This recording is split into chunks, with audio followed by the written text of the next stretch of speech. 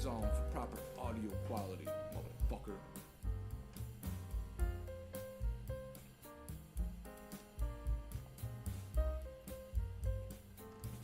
Recording in progress.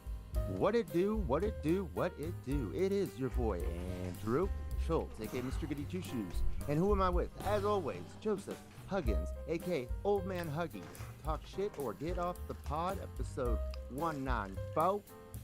Lit books, illicit looks, and international crooks. Welcome.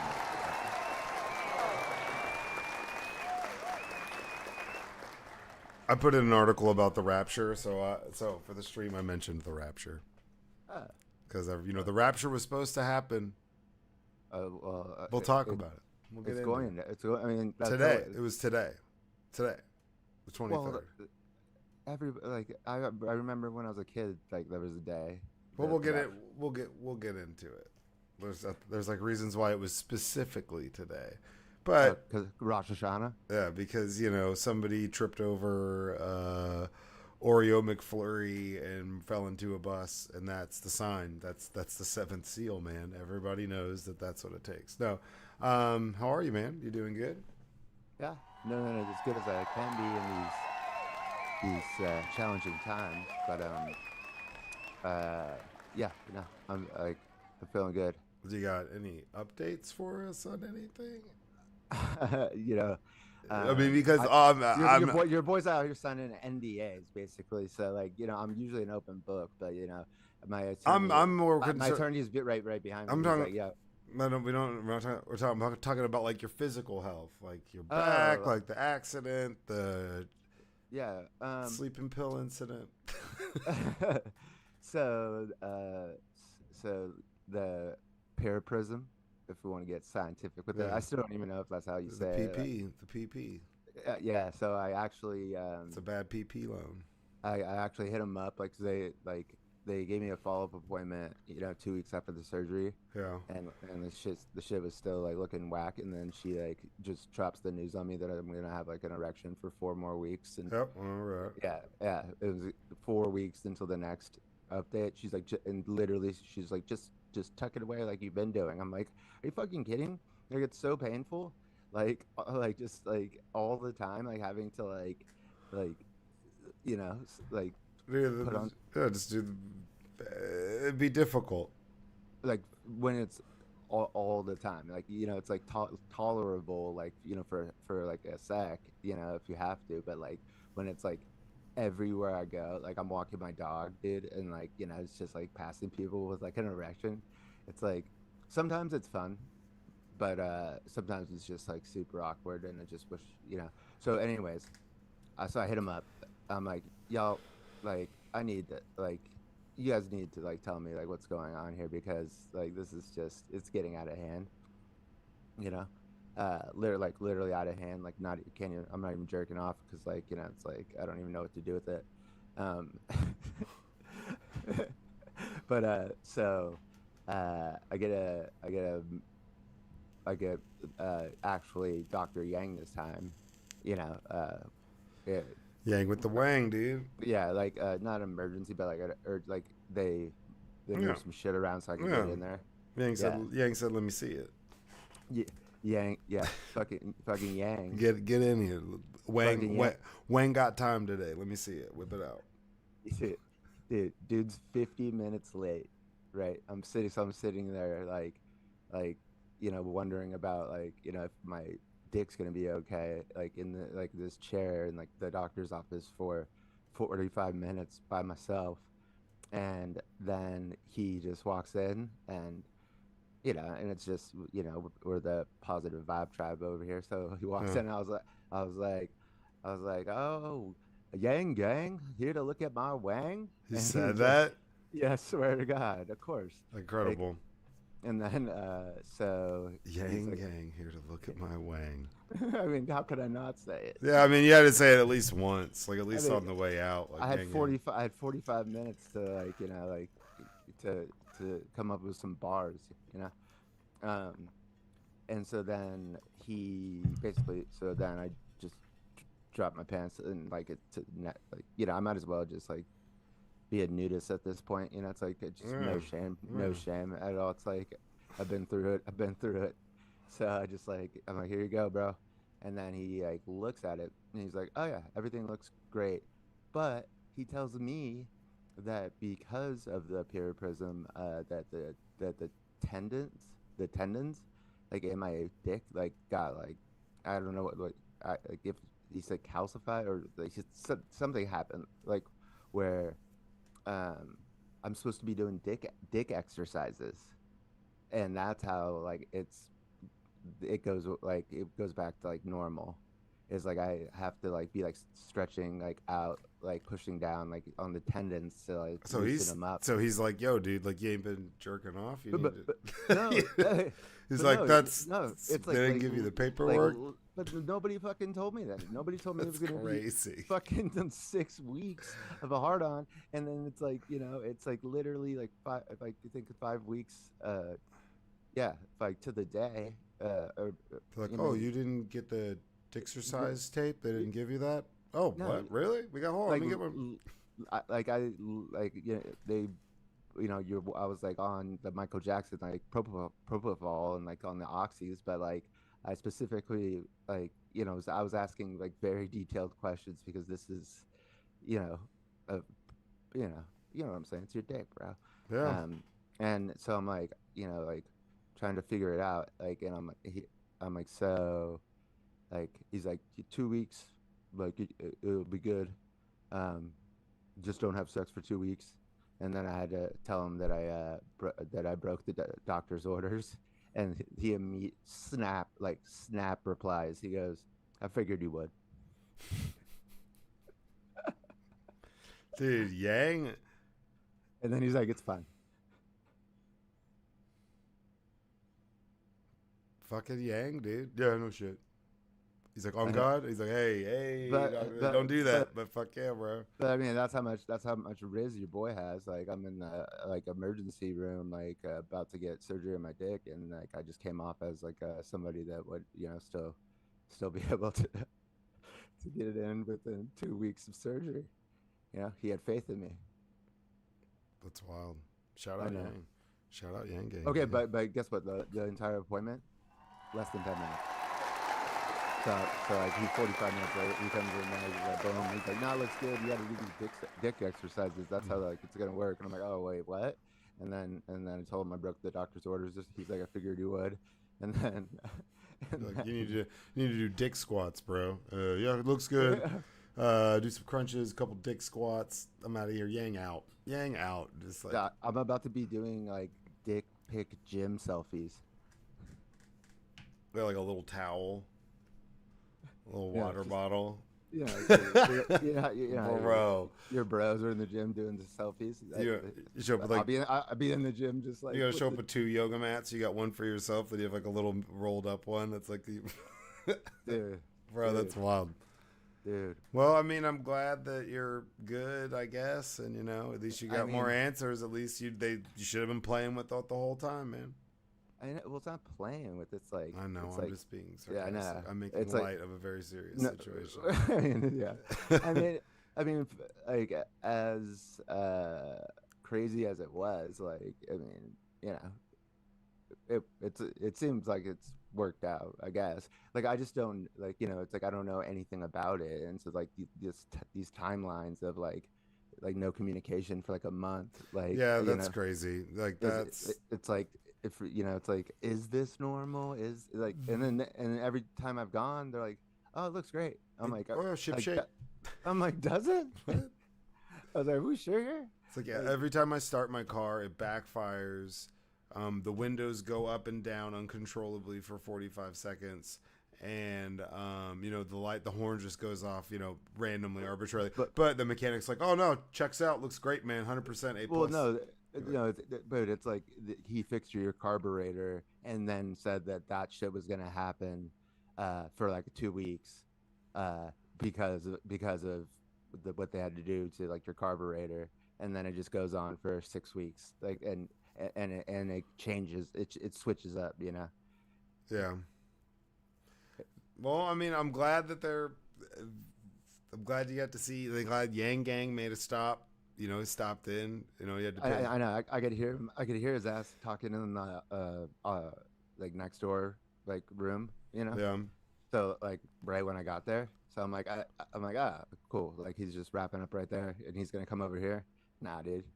He's probably like out there, just like trying to like pimp some nurses or something. You Well, know. he's 'Cause I just, mean, you hear him walking through, and he's like, you hear like in the background, you hear his voice, and he's like, "So have you been? Have you actually been to a Carl's Jr.? I've never." And you're like, "What the fuck, bro? Like, get in here, Yang." nah. Like we would definitely like party with Dr. Patrick Yang for sure. Like outside of a Patty professional setting. Yang, dude. Patty Yang. Patty Yang, dude. Patty that's Yang. that's the dude right there. That guy's legit. That's fucking awesome. Patty Yang. I'm all for it.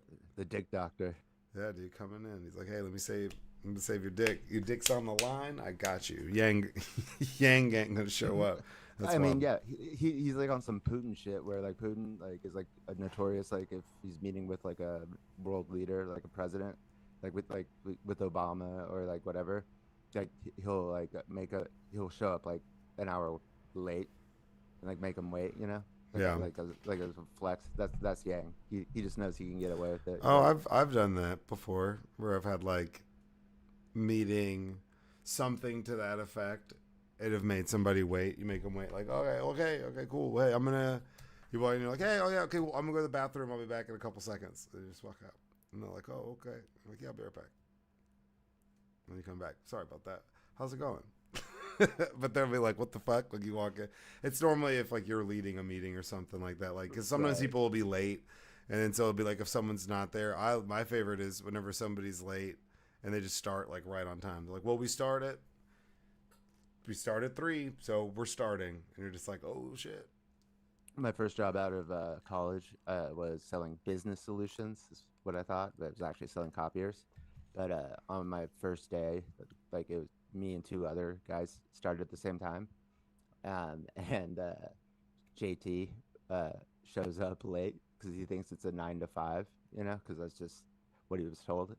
And he's the one I ended up moving to Santa Monica with. Like his dad is like a billionaire, like was the executive recruiter for like Facebook and got like just like 100,000 shares and you know just cashed and just wild shit. But it was just so funny. Like the first time I ever met him, he's just coming in late, like into the first day of work. Like they had Monday meetings, you know. Yeah. Like, I was like, who's this fucking clown, dude? Like, how are you showing up late Thought it- on your first day? I thought this was 9 to 5. I know, but like he had been up since like 5 a.m. Like he just was confused. I was just That's like, right. oh, bro. Well, I'm glad to hear that you're doing better. You playing any online poker or anything like that?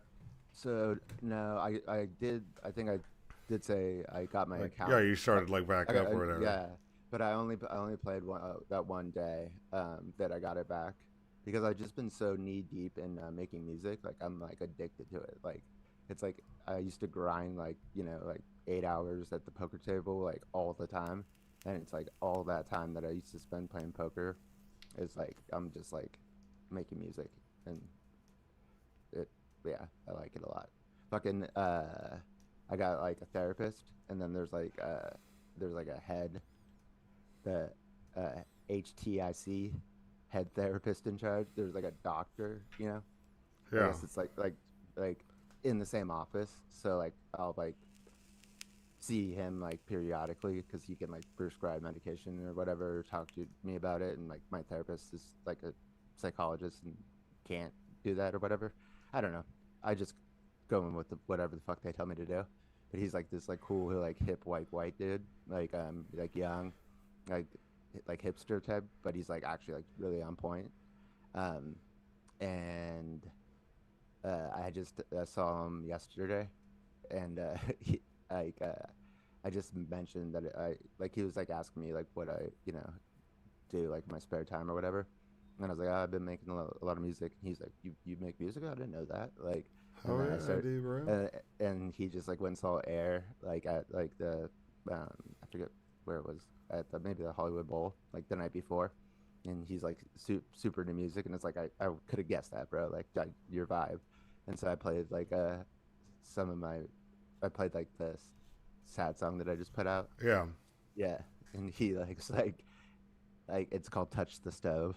And, I saw that one. Yeah, you've been dropping some bangers, man. yeah, and it's about just like doing the same thing, and expecting something different, insanity, and that's like so. Uh, he like leaned back after I turned it off, and he just like was like, "Touch the stove." Like he was like just so impressed by like the lyrics. I was like, nice. I've thought you've kind of I inspired me. wrote. I've seen you doing this, and I've thought about fooling around with it. So, what are you doing to make all of this AI music? Like, what's your approach? Like, what platform are you using? I'm using like multiple platforms. So if any of the songs that I put out like have AI vocals, I wrote that entire thing. Well, yeah, I know that. Yeah, yeah. And then so what I'm using Audacity, SoundLab, RapChat, and then I do all the cover art, and I'm using like ChatGPT, and like occasion like I used to use like Meta's like Imagine, Yeah. but ChatGPT 5, like I'm paying for it too. Like so like before I could only get I could only upload 2 images at, per 24 hours. Yeah. Like when you Yeah, got they paid for it. yeah, they limit it. Yeah, but so then it's like I was like, fuck it, dude. It's like $20 a month. Like, and now I'm just like getting like really good at like prompting like the AI on that, and then I started prompting it on search engine optimization on like the descriptions and like hashtags, and then it's like and it has like a memory, and so it's like the more like I'm working with it, like the more like we're like vibing, like as far as like it knows like what style I'm looking for like the artwork, Yeah. and then like I'm getting better at prompting it, and but then yeah, so basically like I make the instrumentals, and then there's this like program where I can upload the lyrics, and then like, and the reason like why I'm not like singing on all of them, it's just because like it's like I'm not like like great singer, in the AI like it makes it like they're like professional singers, and but I also like am in my like Gautier phase, like where I like the female male like dynamic going back and forth, you know. But then like and then I can like fuck with it, like like make it echo, repeat, like just whatever, like it's like I'm telling you, like I'm like crash coursing like No, in you're like doing good, man. I mean, I know your shit's like getting played a lot and on like YouTube, your channels, like your yeah, and then today, yeah, so today I was like I was talking to somebody, and they're like, why isn't your music on Spotify? And I just yeah. when I used to manage a band back in like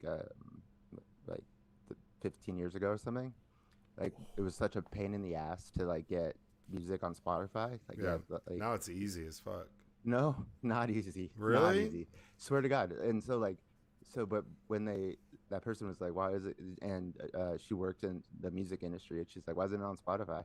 And I was like, well, like I had a YouTube channel like from back in the day when I would just like record myself rapping over like other people's beats, like when I got like a cell phone with the camera. Oh. So it was just an easy move to when I started making music again, like just to put it on the YouTube channel. And then I was like, and then I thought about it. I was like, we produced the podcast through Spotify, and it's easy peasy, like Japanesey. Could I still say that? I don't know. I But think like, so. I'm big in Japan. Is like literally the biggest demo of the people who listen to my music. Oh, Like, really? every time, almost every time. It's like it's like 40% of the views are like from Japan, and then there's like little Indonesia sprinkled in there.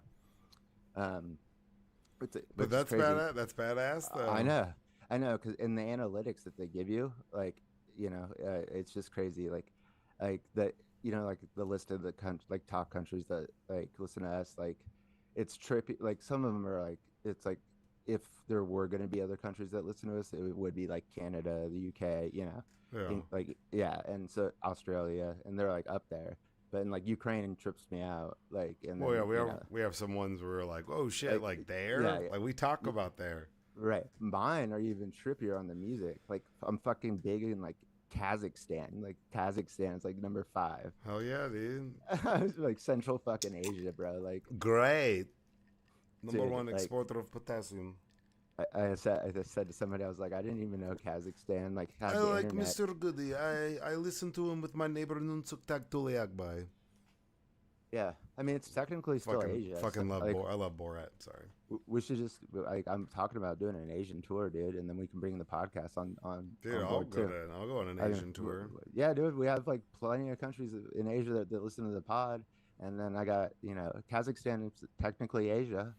Yeah, So- we stop in Kazakhstan. You do a show on the way to Kyiv And they call me to do a concert. Yeah, that sounds great. That'd be fucking sick, dude. Dude, that'd be crazy. I can see it now. Like tonight, breaking news: 2 Americans showed up in Kyiv to host a concert, and it was lit as fuck. And we end the war. End the war, dude. It's over. We do the concert, and then when there's a little intermish, and then we have a live podcast. Yeah, like, right afterwards, like Q&A. Smart list, exactly. Rapid fire Q&A. Boom, boom, boom, boom.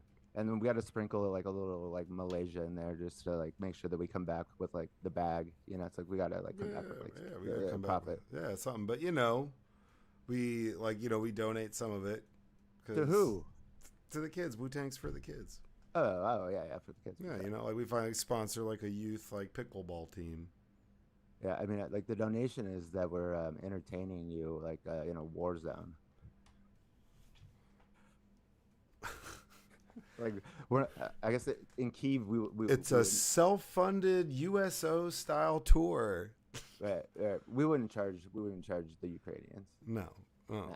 Nah. Live from the deneutralized zone of South Korea and North Korea. I would force them to give me their their minerals, their rare earths, as Trump would call it. Like, we're not playing unless you just give me all of your mines for lithium or whatever it is. Yeah. But no, Trump talked to Zelensky today, and oh yeah, I was gonna put that in here, but I figured we would like touch on that. There's a couple things, like obviously, the whole Charlie Kirk thing. I figured we would just discuss that like quickly because everybody's been talking about that shit nonstop as well. But we missed it last week. Yeah, I mean, yeah, we missed it last week. And then shit's just been crazy since. But no, he's like, oh yeah, Ukraine could easily get back like all of the area they've lost. Everyone's like, what? You were literally just saying before, like, you don't got a chance. It's like, what's it? He's the fucking crazy. I know. Well, this is what I told my brother, but this was like a few months ago. Whenever like Trump first was like, he's like Putin, like might not be like telling me the truth or whatever. Like very mildly, like went against Putin for a second, and my brother was like, oh, he's just finding out that he's a liar, like what an idiot. And I was like, no dude, this is what it is.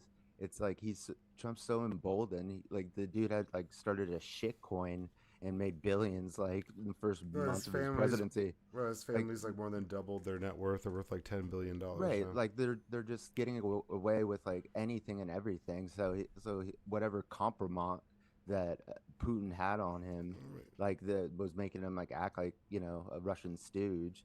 It's like to him, he's like, I don't give a fuck. Like he's like I've done worse shit in public and nobody says anything. So it's I like could shoot someone in Fifth Avenue, nobody. But no, it's like the whole thing. It's like Snoop Dogg, like in Baby Boy, like whenever like they shoot him and he's like on the ground and he's like, shoot me, motherfucker! I done seen anything besides Jesus Christ, anyways. Yeah.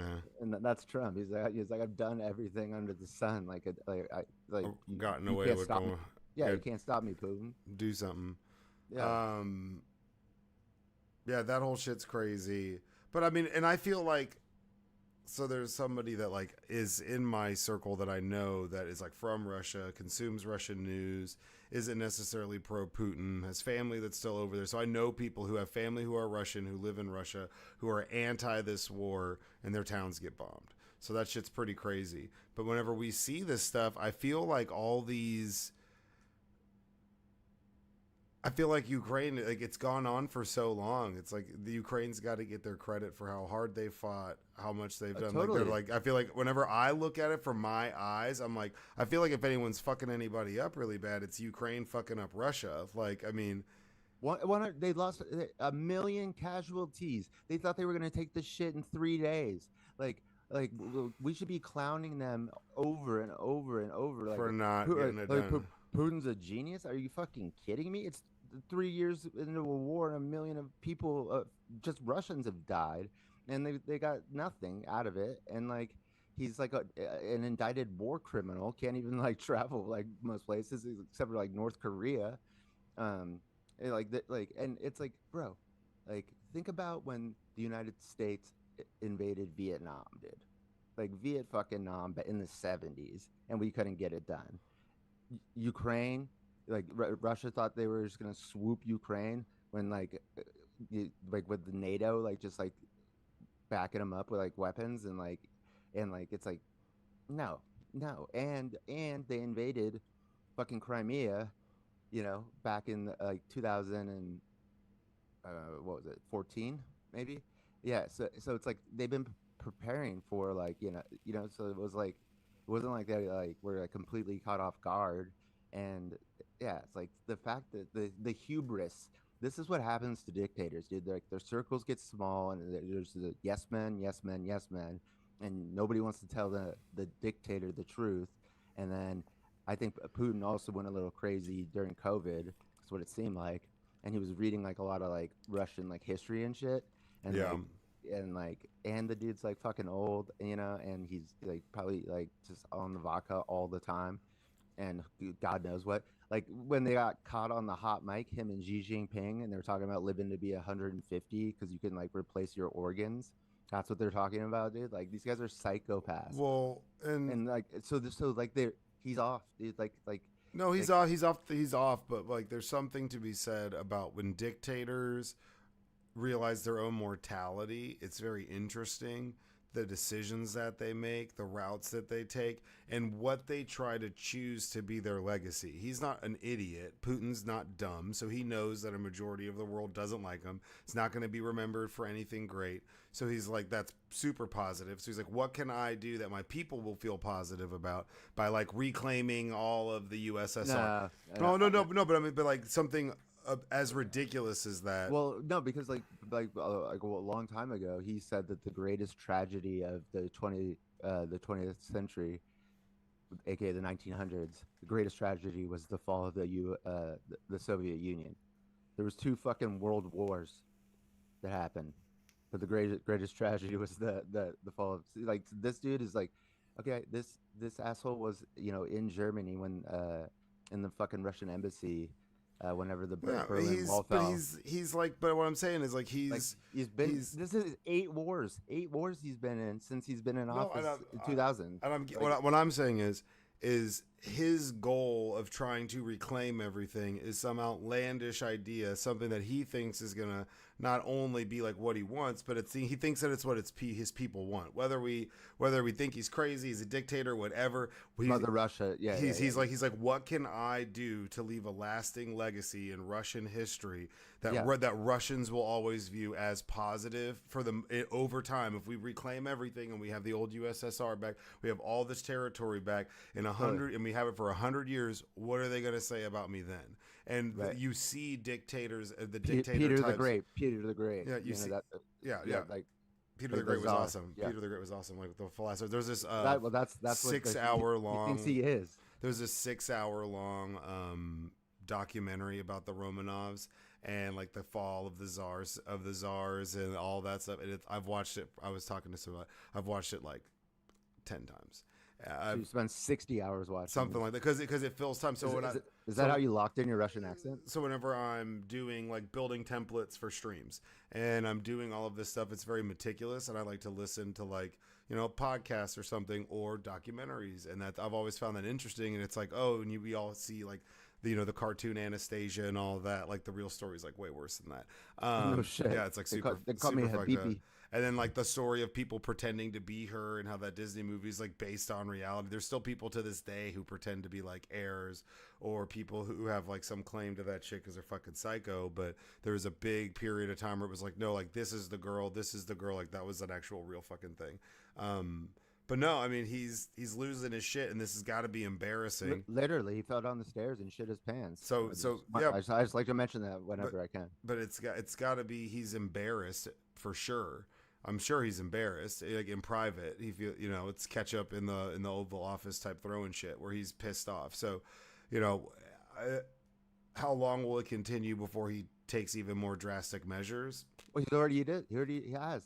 He's doing it. Like he's flying drones into fucking NATO territory, and then he flew some fucking jets in there recently, into like Poland and stuff. Yeah. And they had the UN General Assembly today, and at the Security Council, all the NATO members that are on the Security Council fucking checked him and said, if you do that again, we're going to shoot your planes down. That happened today. Like, I mean, shit is heating up. And like, that's what's going to happen. He's going to get desperate, bro. But that's what I'm saying. He's not smart. Like this whole thing was like about like the whole thing was like, because he didn't want Ukraine to join NATO. He went NATO on the border. And then guess what? Fucking Sweden and Finland joined. So now we got 2 more countries because you started this war that you thought you were going to be done in 3 days with, bro. Like, and it's like, in the same boat. And then if you fuck around and go into like a NATO country, like you're extra fucked. Like, well, we made the decision, in the Cold War and other moments, well, especially the Cold War, but we have strategically placed we have allies around surrounding Russia. So it's like, sorry, stupid. Sorry, not sorry. We had the Monroe Doctrine, bro. Get your fucking missiles out of Cuba. And then obviously there was the Charlie Kirk assassination. Then there was like the WWE style memorial that was at the Cardinals Stadium. That was, I mean, look, I watched like a good portion of it because I'm at my parents' house. Like my sister's like moving out to Arizona and stuff. Yeah. This week. So I watched the Eagles game, and as soon as the Eagles game was over, my mom put on Fox News, and like I just I was hurting my back, so like I'm just like not getting up, and I had nothing to do, so I just like watched like way too much of that thing. Like super sad. I accidentally clicked on the video and saw it like the day afterwards. Like I didn't even know where I wasn't like looking for this video, and like I barely even heard about it. Like my mom texted me, and then like all of a sudden I'm like watching it. I'm like, what the fuck? Like I was off, so I was at home, and I did a bunch of yard work, did a bunch of landscaping shit. I'll send you pictures, bro. It's looking fucking Paige and Dr. Green Thumb. Fucking awesome, dude. It was like, I mean, I've been doing a lot of work, and honestly, I'm really hard on myself about it. I don't toot my own horn, like about the work that I'm doing. And dude, I've been grinding my fucking ass off. It looks really good. But no, I got done, ate some lunch, took a nap, woke up from my nap, was like half delirious, looking through my phone, open up Twitter. First thing I saw was like, holy shit. Like I was like by myself, waking up, like talking to myself out loud, like, holy fucking shit. No fucking way. No fucking way. That's all I could say. I didn't know what to say other than that. It was insanity. Because it was like really similar, obviously way worse for him. But like whenever I got in the car accident, someone found the video on this thing called Citizens app of it, because I don't remember any of it, and just sent it to me like unprompted, like so I didn't know what I was clicking on. And all of a sudden I'm like watching, like or seeing my total car and like me like surrounded by like mad, yeah, like it was so like traumatizing. And it was like I did like just like, how about a fucking dark alert or a heads up, and like, and this with this Charlie Kirk thing, I was like on going on Facebook just like to like clear my notifications, and it's just like, what the fuck? Like I was like, I've never seen anything like that, to be honest. Dude, that was one of the craziest things I've ever seen. And the whole situation sucks. Nobody should ever deal with that, obviously, and it's just. I got immediately texted by T Stroud. Oh yeah, you told me about that. Yeah, usually he's DMing me, and it's like we're just like kind of like being dicks to each other about politics, but it's like, it's all in good faith. We- Um, or I try to make it like that, and he does too. But he's never texted my actual phone, and he was just like, he's like, "Are you happy that the fucking liberal scum did this?" And like, I was like, dude, I was like, just because I don't agree with him on his politics doesn't mean that like I want like him to get assassinated. That's like insane. Like, Yeah, I mean that whole like yeah, this is I was what like, you wanted. I'm the head of Antifa. I would never have authorized that. Careful with that. I know now Antifa is a terrorist organization, except for it's not even an organization, dude. Well, There is no head of Antifa. But I actually crossed my mind like how many times I said that. It's the first thing I thought of. I was like, dude, you better stop saying that shit. Right.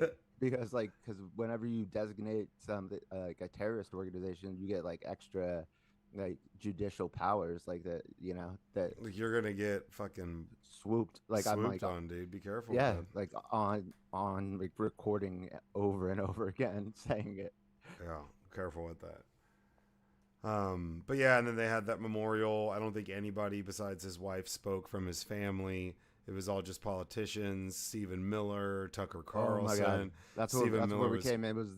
Stephen Miller was the first. Stephen Miller's saying crazy stuff. I think he quoted Goebbels like verbatim. Of course. Like just like stupid shit. So I mean, they're really pushing. This is like a big push by like that group. And look, if you choose to be religious, you choose to be religious. But this whole like now this is an opportunity to try to indoctrinate more people into it is kind of gross. Like it's okay. Listen to this. JD Vance's speech, right? In his speech, he said that he was telling someone backstage. Okay. Like you're just like riffing now, like off your speech. It's like obviously like not true, but he's like that.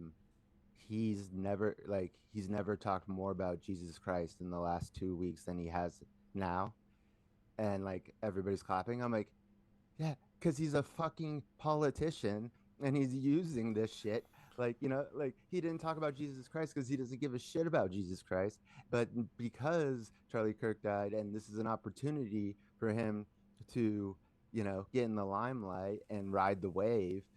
That all of a sudden now he's talking about Jesus Christ because everybody else is, right? It's to me it's like how is that like something to celebrate? It's like you're just like you don't give a shit about Jesus until everybody does, and now it's like it's just it's like the most like blatant politician. Like, look, the right and the left, everybody's got grifters, people that latch on to stuff. This is a weird, gross thing to latch on to. I wasn't a Charlie Kirk fan. I didn't like a lot of the things that he said. I didn't like his approach to a lot of stuff. I've watched lots of videos of it. Trust me, I've watched lots of debates, the Cambridge debate. I've watched lots of stuff where I've gotten a pretty good feel of it. Not my cup of tea, to put it mildly. So, but that doesn't mean anybody deserves that. That also doesn't mean that people like need to try to. I mean, and this is where we are now. It's like everybody, especially in politics, regardless of what side you are on, something like that happens and everybody latches onto it in one way or the other, and they're grabbing the rope and running in opposite directions.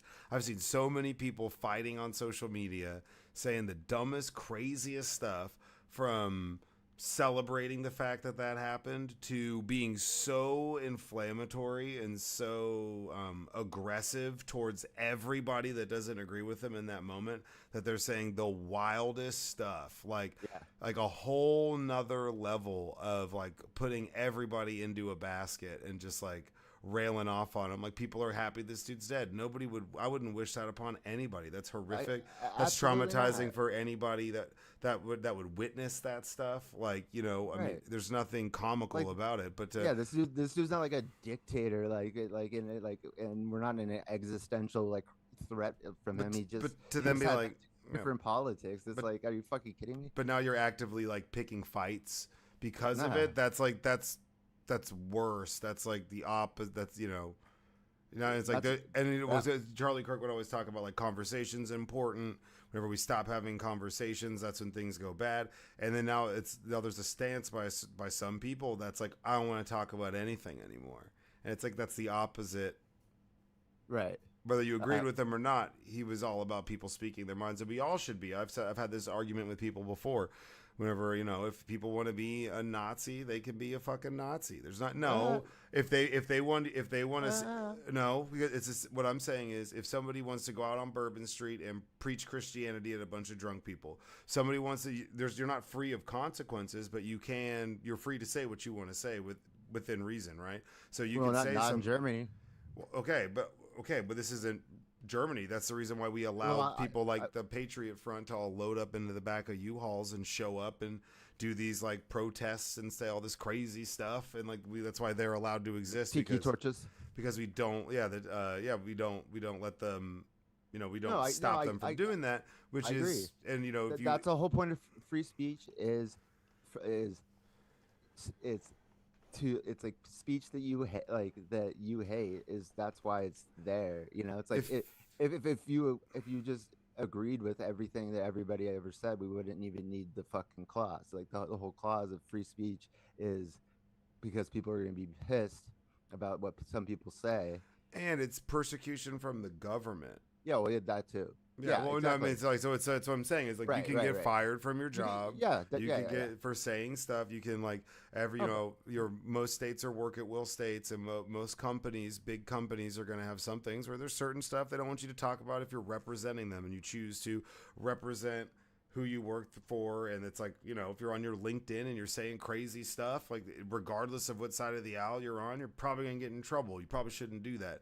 And we've seen a lot of people say a lot of crazy stuff, right or left. But then you've seen, you know, JD Vance say we should be doxing these people at their jobs. We have politicians going up talking about this rhetoric where, man, I'm telling you, if it's not at least every other time I log onto Twitter, there's some crazy racist meme about like George Floyd or crazy That's what I'm saying is like, so we see these jokes about other people Elon, that bro. have seen these jokes, but then Elon's like, oh, they started a war. They've let us know where they stand. Talking all crazy.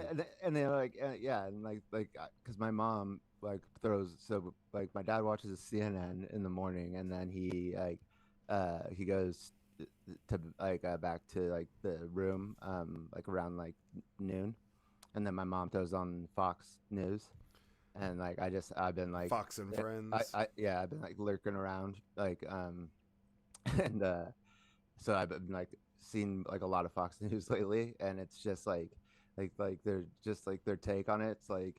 It's like you know, the left is like the violent people, like, you know, it's like, you know, like the assassination on Trump, Charlie Kirk, and like the right doesn't do this, and I'm just like, okay, JFK, RFK, MLK. It's one of those things where that's a dumb argument. You look at the statistics, 75% of political motivated crime violence comes from the right, not the left. But when you come with all these statistics, it doesn't mean when you bring all these statistics, it doesn't matter. It's like it's futile. The FBI said that right-wing extremist groups are the biggest threat to the United States. Said that. No, well, I mean, the FBI would say. I mean, when you think about any of the big that's my point. Right-wing extremism is different when you think about like right-wing versus left-wing. Now, you've had your left-wing like terrorist groups that existed in the 60s and 70s, like bioterrorism. Or environmental terrorism, people going out blowing up animal hospitals, doing stuff like that. But whenever you have like abortion clinics being bombed, that's exclusively like an extreme right-wing Christian thing. Whenever you have Ruby Ridge, a gentleman and his family getting killed by the ATF, being kept up at his bunker, had a bunch of guns off the grid, extremely right-wing. Then you see, you know, David Koresh and the Branch Davidians in Waco, extreme right-wing religious group. Oklahoma City. Well, and I've probably brought it up before. There's a crazy video of Waco happening. Somebody's parked out front, sitting on the hood of their car, watching it ranting and rambling, and it's Timothy McVeigh. Timothy McVeigh was a side road watcher for like a week of the siege. That's probably what radicalized. Yeah, well, he was already on that tip, and then exploded. Then that happened, and like these Literally exploded. extreme right militia groups. And I'm not trying to make this political, but these extreme right militia groups, that's what they are. In like Idaho, Michigan, Wisconsin, that like hotbed of those places where they exist. The Proud Boys. They look to David Koresh. They look to a Timothy McVeigh. They look to a Ted Kaczynski, even though they don't necessarily understand him. He was is the Unabomber? Unabomber, super smart, product of MK Ultra. Provable. I hate when people feel the need to mention that he was super smart. Like it's like okay. No, he was so smart. They ran MK Ultra like psychedelic drug manipulation tests on him and people, and he was a part of a study with I know at Harvard. But it's like okay. But I'm saying he's just like so smart. He's like detached from reality and dead inside. It's like how do you know somebody went to Harvard? Because they'll tell you in the first 10 seconds of talking to them, and it's like people will tell you that somebody went to Harvard like for them like in the first 10 seconds. I think the reason why that gets brought up with Ted Kaczynski, Conan O'Brien went to Harvard. Well, I think that's why it's brought up with Ted Kaczynski is because when they found him, he was living in like a 1-room shack in the middle of fucking nowhere and was living like so below the means of like what any other normal person would survive that it's shocking that somebody with that intellect, that intelligence, that critical thinking skills, and just like having so much information and having such a weird perspective, like to where he could be easily teaching classes, but he's making bombs and living in a shed in the middle of the woods. That's why I think people bring it up, because that sounds like some crazy wonky mountain man, like Ruby Ridge, like those guys. Like, not that they were, but it's like he was living. Ruby Ridge, was that like the Nazis? No. Ruby Ridge was a family that owned a cabin, and they had illegal guns. So they tried to get these guns from this guy. And correct me if I'm wrong. This was like in Idaho. Yeah. Try to get these guns back from this guy. So they went up. They refused to give it to him. Wouldn't come down. So what really popped it off is they decided to take these like agents. And this is when like the ATF, the FBI were stupid, dude. They were doing the dumbest stuff. They thought that they were like, fucking John Matrix and Commando, like they were Arnold Schwarzenegger. So they sneak these guys up, and when they're going up, one of the sons comes out, and he's carrying a gun because they live in the middle of nowhere. And if you've ever been out there, been deep in the mountains somewhere, most places they're like, hey, you should probably carry a gun, especially if there's like bears and shit. Like, yeah, for sure. If they're up on some mountain, like they're like off the grid. Right. They come in contact with the sun. They don't know who shot first because these guys are like ghillie suits, like full blown, laying out sniper style. They come in contact. They don't know who shot first, like the shot heard around the world. Son gets shot. Son dies. So they bring him inside, and then it's a siege. From that moment on, it's like boom. So they ended up shooting him, killing one of his other sons, I believe. I think his wife got shot. It was like super, super crazy to where it was like, they screwed up the siege just like they did. So when you have Ruby Ridge, then you have the Branch Davidians, people like Timothy McVeigh were like, the government's being tyrannical. We need to fight back. Like that's the whole shtick to this is like, the government's going to push us too far. And when they do, we're going to put them in their place. And they're like, and that is our spiritual calling. My calling is to start this war, like on some helter-skelter race shit. But there is a point. I just dropped like 10 minutes before the fucking podcast a song called Coup d'etat, and like in the description it's about a righteous revolution, and there is like a moment where the government can become tyrannical, and you do have to do that. So it's like it's not like oh my god, you would never ever like have to like do that. It's just that they they were thinking too much about it. But like I don't know. That's crazy because think about how much more political violence there would have been back in the day, like if they had the internet. Oh my gosh. Because they were already wilding out, like, and it was just like they're sending letters to each other if they were like corresponding or something. It's like if they had the internet in the '60s, dude, like it would have been like another civil war. Yeah. You want to get into therapy questions? We've been going off for a while, but that was good. A little chit chat. All right. These are I haven't even looked at them. that's the goal for me. Like okay. Therapy question number one.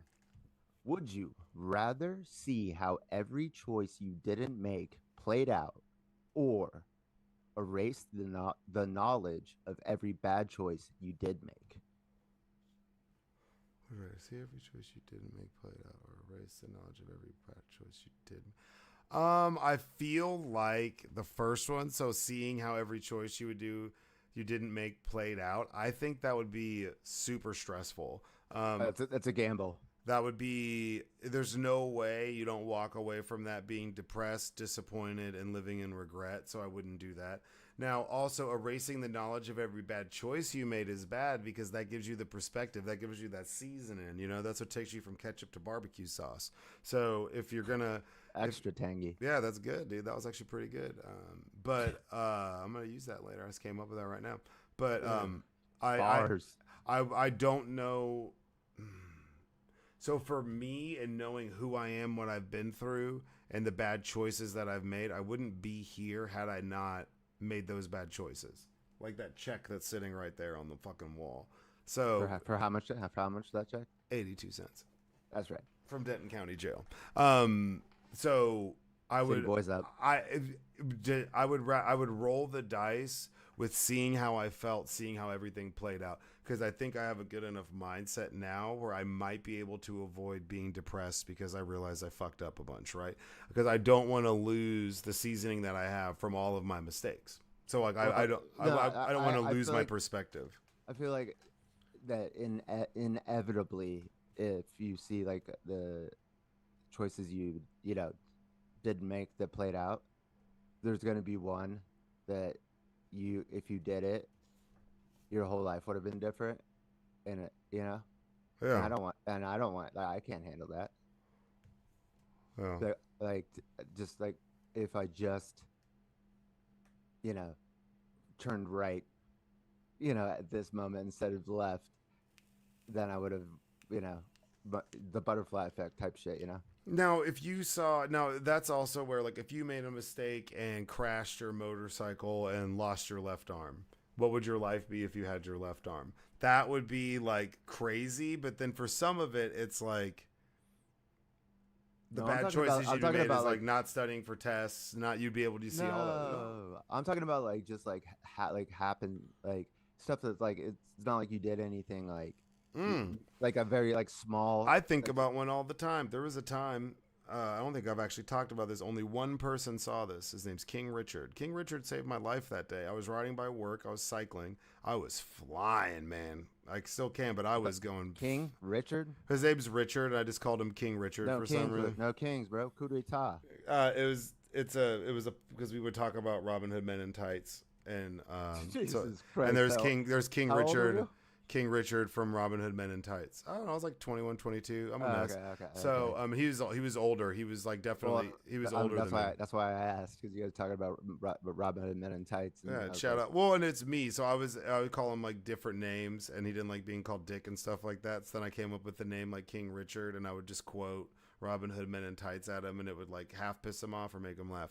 But I was riding my bike coming down 6th Street, right in front of what is now Buford's. in Austin. Yeah, in Austin, which is Buford's used to be Opal Divines where we all worked. And this big wraparound patio. I see him, and I'm flying, and I have this love my bike, flashy as shit. There was like a 5-year period where if you saw somebody riding a bike in Austin, you saw me all the time, and legendary. And no, but I was flying down 6th Street, and I look, and I'm in the far right lane, and I'm like, yo, what up? And he's like, hey. And he goes, yo, yo. And I look forward, and in front of me, a big rig truck had just stopped and flopped down their tailgate. Like on some Final Destination shit, they had a lift gate, so it stopped, and it dropped right in front of me, probably 20 feet. And I look behind me, and I make this little like lean move and miss it by like this much, like take my head off, keep going. And I'm like, holy shit. that would be something where it's like, what's the outcome if I don't see what Right. happened? You know, that was They- a good, but I almost like, that was almost like a horrible moment to like try to be like, yo, and try to like right. talk to somebody while I'm cycling too fast and not paying attention. And that's post me being hit the first time. So I'd already been hit by a car cycling, and I was still out there just like acting a fucking fool. They call it a sliding doors moment, and it's like you're running, like you're late for the subway, uh, like if you're in New York or something, and you're running, and you get there, and the doors close right before you get there, or you get there right as like you get on right before they do close, and then like your life is totally different, like the sub like let's say the subway the sub is that what you call it, subway, right? Yeah. Like I'm so far like from California, like Bart. yeah, You're on Bart. Not the well, Bart. Don't call it yeah, the yeah. Bart. It's just Bart. I'm like, oh, fuck you. Dude. We have a subway here, but it would just nobody like really fucks with it. But but like so it's like you don't get on, or let's say you get on, and then you meet like your like husband, or wife or whatever, Yeah. or you don't get on and it crashes, but it's only because you were just like a split second late. So, but you're saying like that the opposite of what I'm saying. What I'm saying is like you do something. If you did something just slightly different, like your whole life is just 1,000 times better, and then like living with that, like knowing like, oh, if I just fucking did this one thing, my entire life is like completely like Yeah. Well, and see. I like that would that's the regret I would live with, like that would I wouldn't want to live with. And isn't everybody trying to like erase like all the bad memories like in their brain, you know what I'm saying? Like, Well, yeah. I mean, fucking alcohol exists. yeah. That's why people have vices, dude. I know life is tough, bro, and that's why people have therapists, it's like so it's like I'll take that one. Like I understand that like all the bad things, you grow stronger. It's like it's like if nothing bad happens to you, it's like you're probably like just like a rich bitch like playing like fucking video games, like like smoking weed on the couch or something. Yeah. Number 2. All right, these ones are like more intense than normal.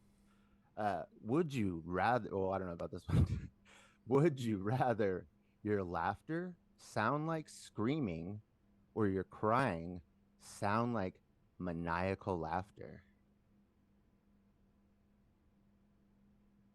It's got to be crying. Yeah, because you don't want to be like, screaming while you're laughing. It's like laughing is like the best thing in the world. Yeah, I'd rather have an evil. I don't want to fuck it up. I'd rather have like a supervillain laugh than like just like shrieking scream. That would be like, we've had a couple of these where it's like crying. It's like, well, I just cry in private in like a soundproof room. I'd have to have a soundproof room in my But house. also now I'm laughing. Now I'm getting not double the laughter because I laugh And if way you more than I ever cry, but tried to like be vulnerable and tell somebody about it, you're like, look, they're like, you never cry, you don't show them. You're like, look, babe, let me tell you, because when I do, I scream, whatever. If you did that, they wouldn't. No. You're screaming when you're laughing. Oh, screaming when you're laughing. Okay, then yeah. But you're laughing when you're crying. So like it's like if like something sad's Ooh. happening and then you're laughing like maniacally like laughing. I still take it, dude. I would just. I would take it, but that'd be because wild. I like, yeah. It's like, dude, now I'm laughing. I get extra laughs, but also it's like really fucked up if you like, like somebody's telling you something like really like deep and like, and something tragic happens, and then you're just like maniacally laughing because you're crying. Like, Yeah. And when you maniacally laugh, you cry anyways, or at least me, I was crying laughing like Yeah, there's times where you can be so bad that you're just like laughing. You're laughing at the. You find the humor in like the how bad it is. That's been me, dude. It's like every single time I think like, okay, like I've been through it, like it's like it's time for the come up.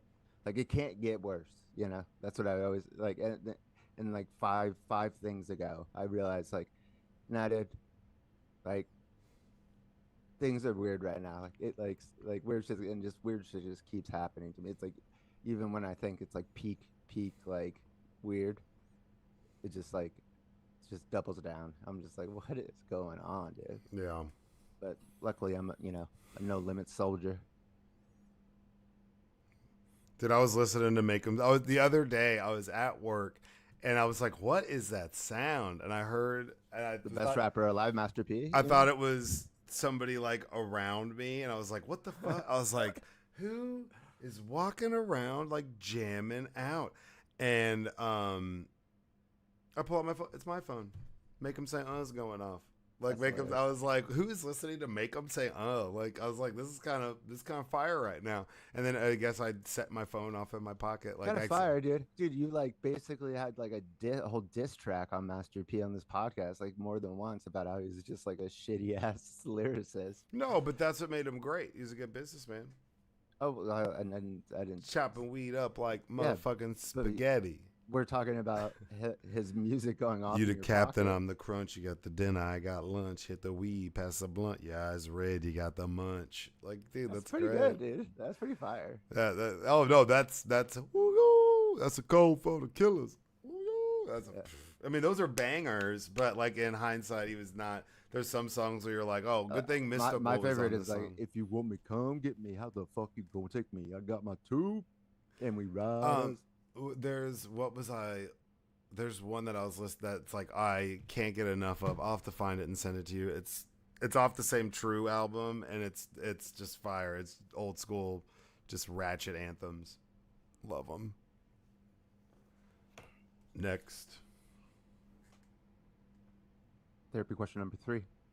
Would you rather face your greatest fear once a week or never feel fear again, but lose the ability to feel joy?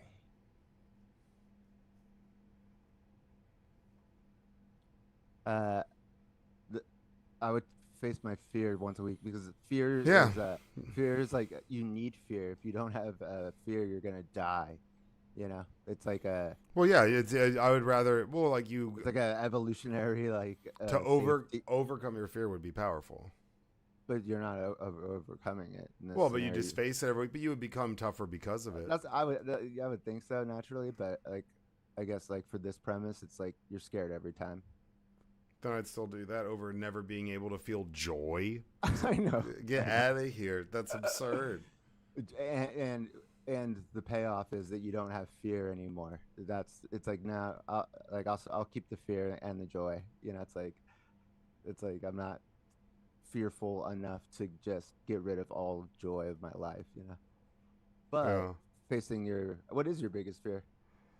Ooh, one of them is honestly death. Death is a big fear of mine, just because just because of the finality of it and the undead. I care a lot about the people around me, and letting people know how I feel about them is extremely important. You know that I've like kind of always been that. Like I'm very. No, I say that all the time. Like if you feel like if you like have like something nice to say to somebody and you're thinking it, actually go and say it to them. Like, and it's like I did that also with like like people who are like, you know, like working and like I'm like in the store or the restaurant. It's like somebody's doing a good job. It's like I go out of my way to like tell them like, but you know, it's like, but yeah, go ahead. Sorry, I didn't mean to cut you off. No. I mean, I think that's important though. Yeah. but like definitely, and so not being able to say bye to people would be scary. I think I'd rather have like that, like, oh, I think everybody would rather have that, like everybody came and saw him and they said bye, but like, Would you? I mean, probably. I would. I mean, I definitely wouldn't want to be. And then like, there's questions about COVID, like where like nobody. like can what come. impact did I have on people? Like, you know, like, so there's just a lot of like finality. There's more questions attached to it. So I think that's a fear. Obviously, I have a fear of the ocean. Everyone knows that. Not that I won't swim. Not that I wouldn't fucking scuba dive. I just have a healthy fear and respect for the ocean. It's just how I describe it. You know, You could die any given time. mother ocean. So no. Jimmy Buffett there. And then aliens. I'm not afraid of aliens, Oh but my hold God. on. But that's just my biggest fears. The things that interest me are things that are like completely unknown. So it's like, I think I've said this before. Imagine a color you've never imagined before, like you've never seen before. You can't fucking do it. That's not how this works. We can only see so much, so we only know the colors that we know. There's probably colors out there that we don't know exist. We just can't see them, right? So it's like the idea of that. There's colors that we know exist that we can't see. Yeah, exactly. So it's like the idea of that is crazy to me. The idea of an alien, because we wouldn't know what it looked like, where they came from, what their intentions are, all of the loose ends attached to that would be inherently scary because you would be fearful because you wouldn't understand what it was. Does that make sense? Like that. I think it would be more like spiritual. I mean, maybe it depends. If it came out, it's just a blob with eyes and tentacles. You Well, wouldn't know what wouldn't know what to make of it. I don't think of a blob with tentacles could be like, going light years in a fucking spaceship. Like that's what I'm trying to say. Like, but also it would just change okay, and also your boy. Like, I know it sounds ridiculous. Like when I took the mushrooms and I thought I died and everybody died when I was in Avatar 2. But like I really, really, really like legit thought that and went through that for like 45 minutes. So I've had that experience. And yeah, that sucks. So it sucks because like it was like, what if your conscience is still around when you die? That would suck. But depends on the depends on the travel. See, but that's what's scary is because we don't know. So it's like that could suck, or that could be the dopest shit ever. We don't know. This is the way that I think about death. Is it's table stakes. You don't get to live without dying. So and I want to live. So like no, it comes with the deal, but that doesn't mean that it's like the fear and the joy thing. It's like well. I want joy, so I'll take the fear. Well, but it's like we said, would you rather know when or how? Would you rather know how you die or when you die? Yeah, and that's where we said like, oh, well, when? I don't want to know how because then I'll be so fearful of it that like I even said, so what if I spend my life avoiding that situation, right? I was instantly... And you're still going to die from it. And so in that, I'm still trying to find a loophole to not have it end, right? So that's where it's like, but if I know... That's natural. But if I know when it ends, I know I can live it up to that point and I have a timeline and then there's finality to it, to where you could do your goodbyes, you could do all of these things and see stuff. You could your life would just be in a vacuum. Let me ask you this question: would you rather know when, or just not know, like how you don't know now? Not saying when. I'd rather not know. Honestly, I think that it should be like the end of The Sopranos. It's like, hey, just go just lights out. That's it. Like I'd rather, and then whatever happens, happens. Because then, like I said, if you know when, or not knowing when. So if you don't know how, but you know when, while that's still good. Like in the other scenario, I have to choose one, so I'm choosing when rather than how. But if I had to choose between never knowing and knowing, I'd rather not know. I would rather know. Like, bro, this is how much time you have. This is exactly how much time you have. And then I just do the math and be like, this is how I'm going to spend my time, Well, right now, it's like fuck. I might live to like I'm 150. But what I'm saying is that's not going to be your initial response to that. Well, it depends what the number is. Exactly, and that's why it's like I'd almost. What if the number's 10 years? I don't want to know that. That sucks. I would need more than 10 years to accomplish what I want to accomplish. So then if it's a short number, you're going to be 10 years. It's 10 years regardless, though. Yeah, but I mean, so wouldn't you rather like be able to plan for, like, turn up? No, I'd rather be in the middle of it, in the thick of it, in the middle of it, doing whatever it is that I'm doing, whatever it is, grinding on whatever it makes, whatever on your landscaping. Well, but like my land, that makes me happy. I enjoy it. It's peaceful. It's therapeutic. I enjoy it. Bought my first house, taking pride in it. So that's like, yeah, like right. But you enjoy it because it's going to be a long-term thing that you're going to be able to like enjoy. But if you knew like you're gonna die in 2 months, it's like, well, wouldn't you be like going to like go do other shit, like like Well, yeah, but then, go to the Sphere and see the Backstreet Boys or but something? then I'm gonna Take out be. a loan. Yeah, I mean, it'd be a life altering and path altering experience. I don't know. I'd Yeah, rather not know than just know. keep it normal. Keep it mysterious, because while I'm afraid of the mystery, it is a mystery, and therefore I'm never sure, rather than being like, oh no, in like 2 weeks that's it. And you could be living your best life, you're still gonna have moments of like melancholy and sadness because it's about to end, and you Right. know that it's gonna end. So whenever you're creeping up to that, you're gonna go through like 50 stages of grief up until the day that you pass away. No matter how much fun you have and what you do, then you're going to be living it up, living your best life, and you don't have a choice. You don't get to continue. You don't get to decide if you Or get to but keep what if you going or take it? not. What if you take it too far and you're like depressed and then you're just like, yeah, I gotta go. Oh, Um, that's possible. yeah.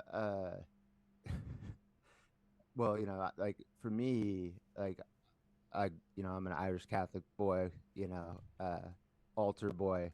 My biggest fear is that, you know, Pope. What's the new Pope's name? Oh, Uh, Pope Oblak. Pope Pope from Chicago. Um, him and my mom are right, and your boy's going to hell. Like that's obviously, but that's just trauma. That's Catholic guilt and no, actually, my biggest fear, which I don't ever like internalize, like or think about until it happens, is heights. Like I'd be like, not even like cross my mind that I'm scared of heights. Like, and then I'll get into a situation where I'm like up like really high, and then I'm like knees are shaking, and I'm like, what the fuck? Excuse me.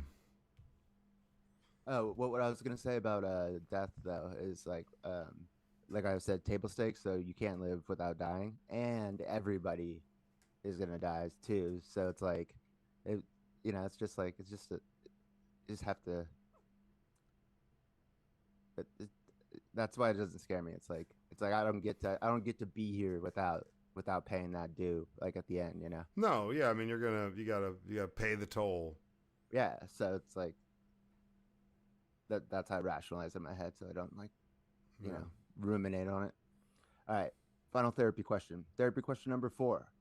Would you rather your therapist secretly be an AI trained on your internet history or your diary from middle school? Probably my diary from middle school. Not that I really had one or anything, but But they'll just say that you were like Anne Frank up in here. yeah, it'd be definitely that's where all my fucked up shit happened. Would be when I was a kid, really. So if we're my therapist, we're gonna work through some stuff, and I don't really gotta tell you the story. You kind of already know what's up, so you kind of know what you're getting yourself into. I'd rather that than like my internet search history, like what NFL games, And blah blah. Zuckerberg already knows my Yeah, internet. So, what so like like you're not gonna. yeah, and he's like hit me with like whenever I was going through the breakup, like hitting me with like breakup like shit before I even got broken up Yeah, with. Like it's not like there's uh, anything juicy in my internet search history. He's just gonna talk to me okay, but about sports all day. I got that question from like spitballing with ChatGPT, and like ChatGPT is like self aware about AI and like asking like uh, putting in therapy questions about AI being your therapist, and it's just like, dude, like this shit's gonna get out of hand for sure. Oh yeah. Need a break before Um, articles. I actually do. Yeah, no worries. We'll be back here in a little bit. We're gonna take a break, you guys. We will be back with articles. Recording.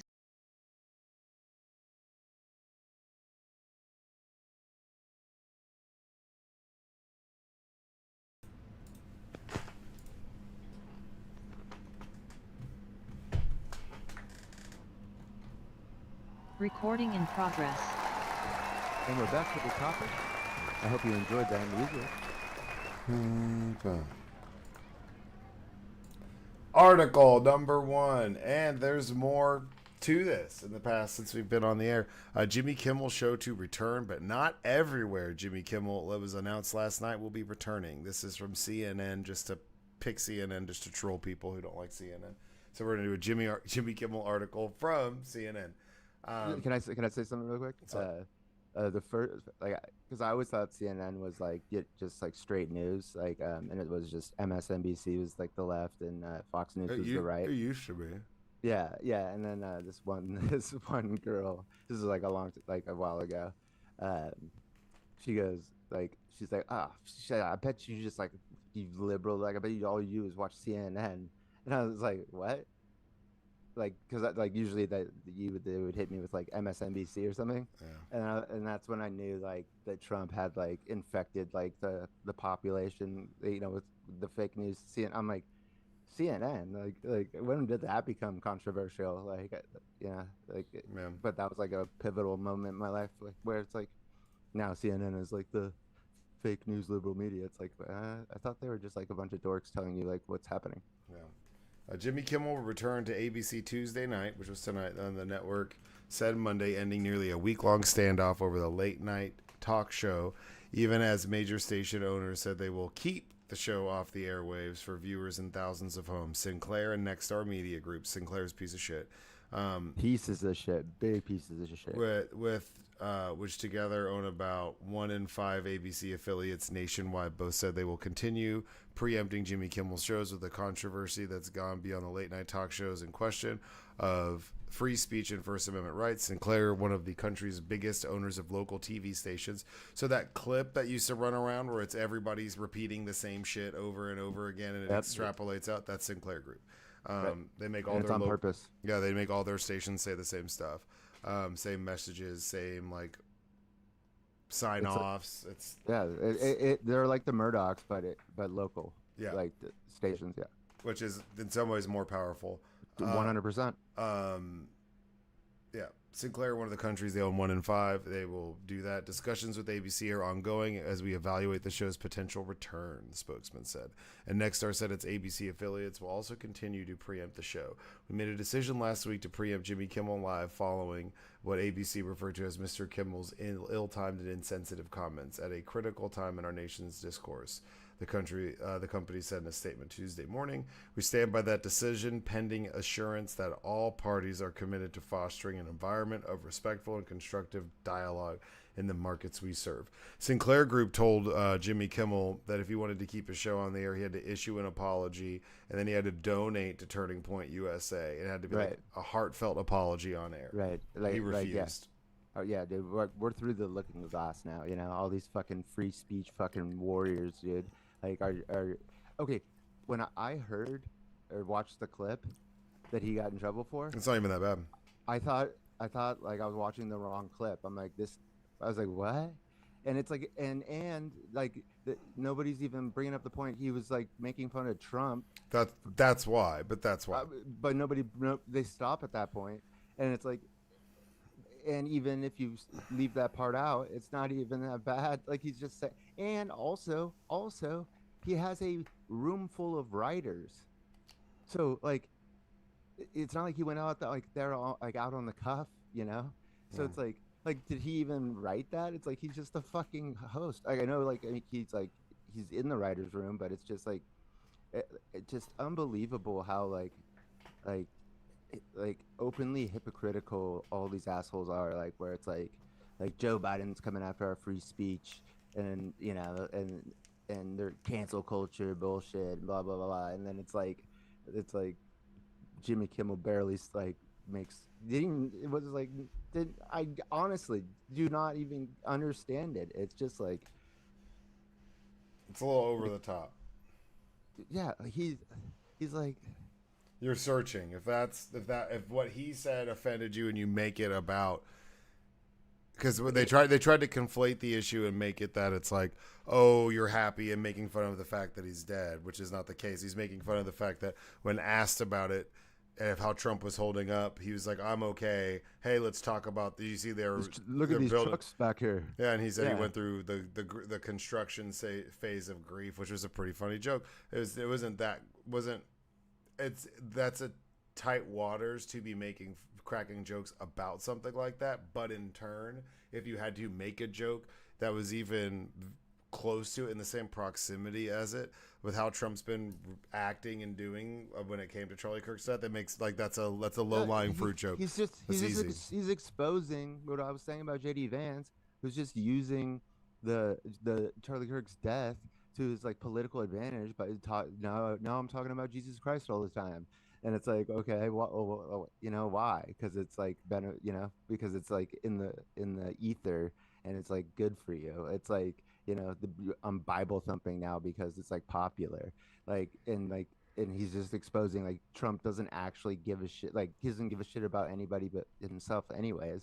And like it's like I'll yeah, find that like real quick. Trump's like really really like sad, you know. It's like he was like, oh yeah, look at these trucks though. We're rebuilding the shitty ballroom or whatever the fuck he was saying. Well, they cut down like trees that are as old as our nation to put in the Yes, ballroom, yes. so that who who is it? So they're not like, I don't know. There's some reason why he's doing it. And it's fucking stupid.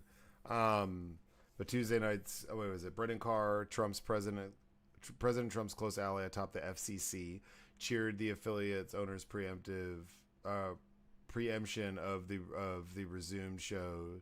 In a social media post, he wrote, local TV stations for the first time in years stood up to a national programmer and chose to exercise their lawful right to preempt programming.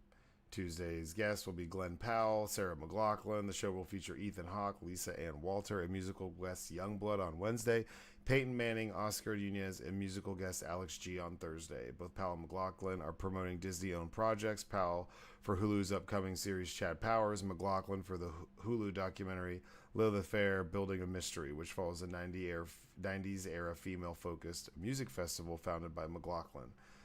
This past week, Kimmel's show was off the air. McLachlan refused to perform at the documentary's premiere, stating that she was taking a stand in support of free speech. Sarah McLachlan, okay, fighting, standing up for puppies, cats, arms of the angel, arms of free speech.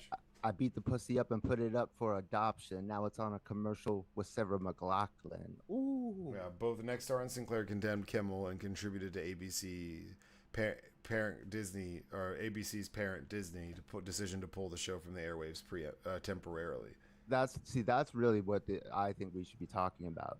Is it's the FCC chair that this guy going in was already like a fucking maniac, like talking about how he was gonna like, you know, like be like regulating like uh like beyond his powers, like to like silence like the left, and then he gets fucking he gets the job, and then first opportunity, you know, like his butt boys over at Sinclair probably, you know, donating, you know, probably buying that shit coin, you know, and then like it's like it is a like back in the when Clinton was president, they said that like there was a right wing conspiracy going against him, and everybody was like, oh my god, like you're like what a crazy thing, like the right wing.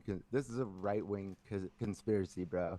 Like the FCC chair who regulates the, you know, public, Well, that's really what it is. Broadcasting, You working with like the fucking right wing billionaires who own 20% of the fucking local networks to silence somebody that the president had just said that like you know, he needs to get off air, and ABC just paid $15 million to Trump because George Stephanopoulos called Trump a rapist, which he is, instead of a sexual abuser, and they settled and paid him fucking 15 mil, ABC Disney, and then they just caved here like a bunch of ass wipes when Jimmy Kimmel didn't even say anything, and he's like the nicest motherfucker on the planet. What's wild is Jimmy Kimmel, if they wouldn't have redone this, like they could have sued the fuck out of him. Yeah, Carr's Throw colleague, some balls, Disney. Anna M. Well, and this is the whole thing. Is like, if you want to broadcast on air, if you want to have these mergers, like we were talking about with Paramount and the goofy shit that they were doing with the ownership and how they were approaching their shows and what they were doing and caving to certain stuff. And hey, if you're gonna do this, South Park, blah blah blah, like whatever. So at the end of the day, all those things. Sherry Redstone inherited Paramount, and she wanted to sell it, and it had to get through like the mergers and acquisitions. Yeah, the government decides if you can do that or not. Right, and so they sued fucking 60 Minutes, and she fucking paid them off.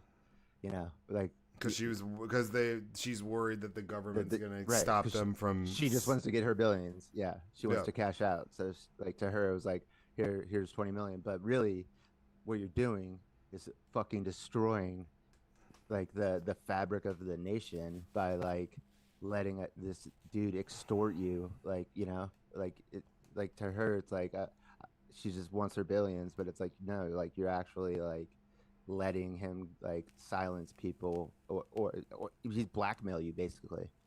Mhm.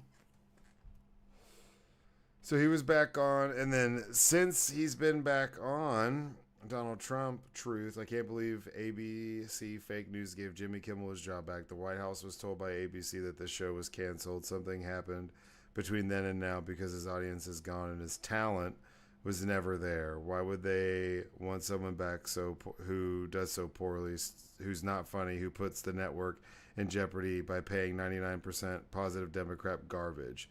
He is yet another arm of the DNC too, and to the best of my knowledge, that would be a major illegal campaign contribution. I think we're going to test ABC out on this. Let's see if we do. Last time I went after him, they gave me $16 million.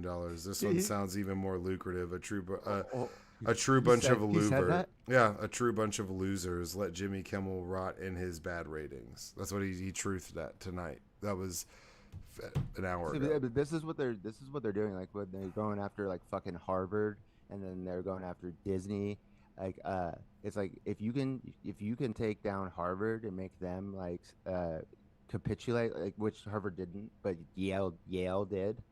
The top like fucking like institutions in this country, like Harvard's basically just a hedge fund that like offers classes to like 1,000 people. It's like they have like fucking like it's like something like $40 billion like in their endowment, like, and like I have all the power in the world, the oldest college in the country, but so it's like if you can take them down, then all the little guys, they have no shot of standing up.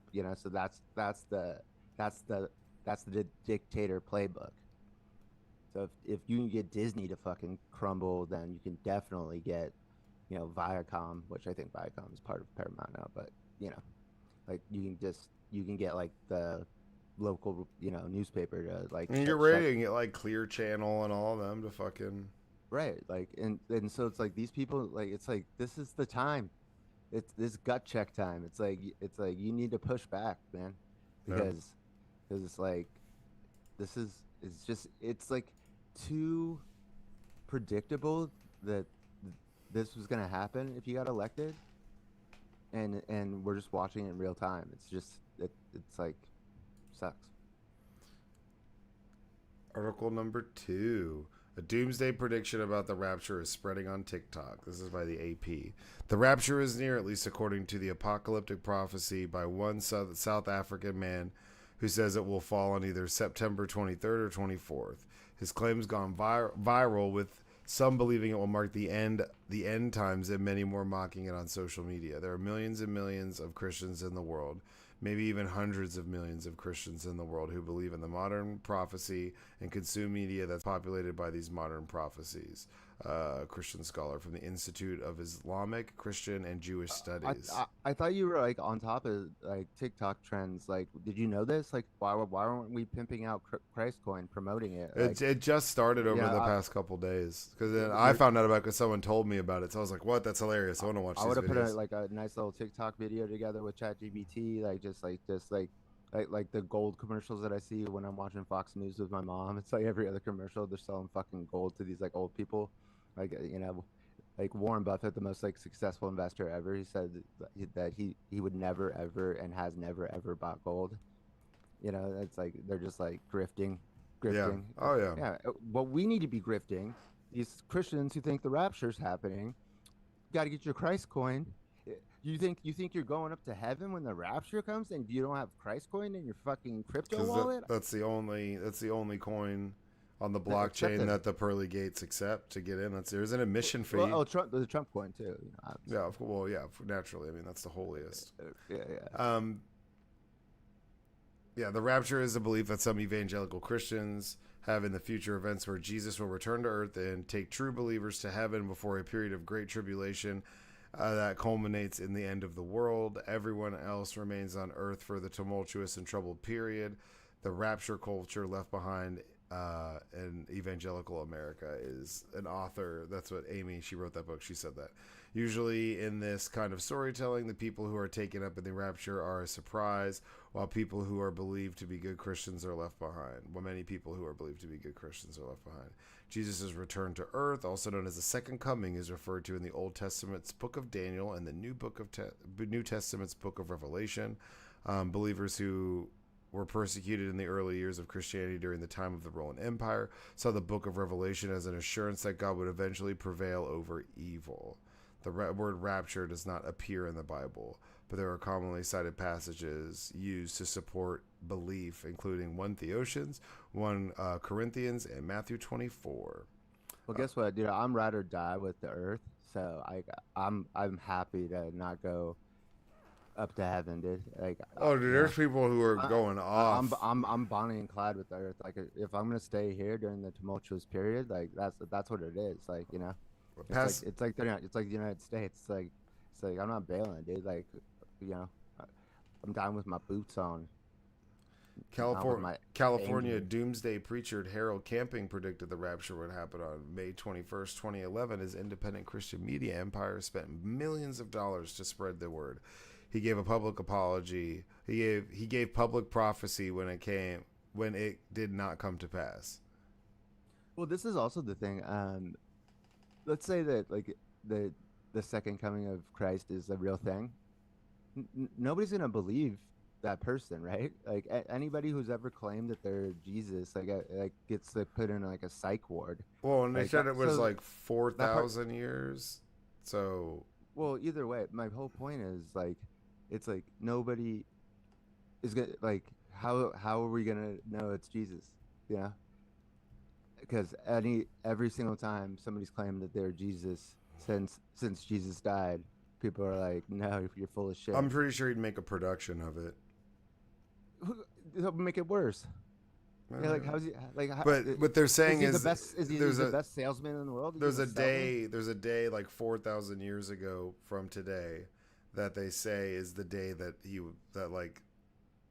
died. Switch and shit. That he died and left. So that's why they say like it's tomorrow's because it's 4,000 years. And he dies 2025 years ago. Well, but no, they trace it back to like something like 32 BC or something like that. 32 AD. I don't know. It's like whenever 4,000 years. Whenever the home. I know.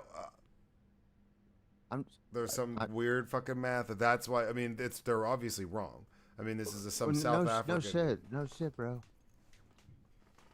It's some like dude's gonna come down from where? Like, where's he coming from? Like, you know, it's like, and then how's he getting everybody up there? You know, it's like, what, you guys got like an Airbus? Like, you know, like you got a Boeing? Are they working? Like, how? Like, you know, is it SpaceX? Like, this has just always been my problem with Christianity, or especially just like sects of it, like little sections of it, especially evangelicals, is the want for everybody to die.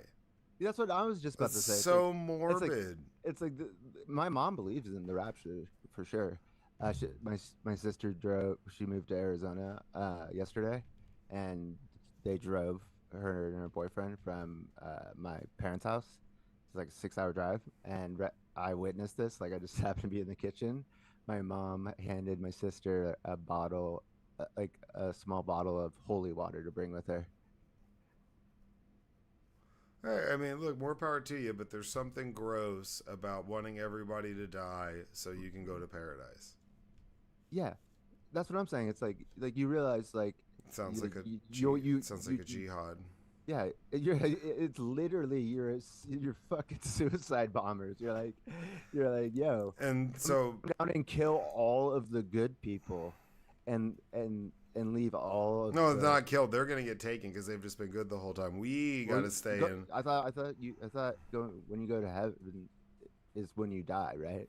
Well, the rapture is they get taken away because they're good and everybody else here is bad, right. And then we stay here for Armageddon. Right, but they're taken away to heaven, so that means they're dead. You don't Yeah, get, well, I mean, but you're not. You're just because then you'd come down and live back on Earth, and during the Armageddon. after there's 7 years of That's how it tribulations. sounds like going to Mars.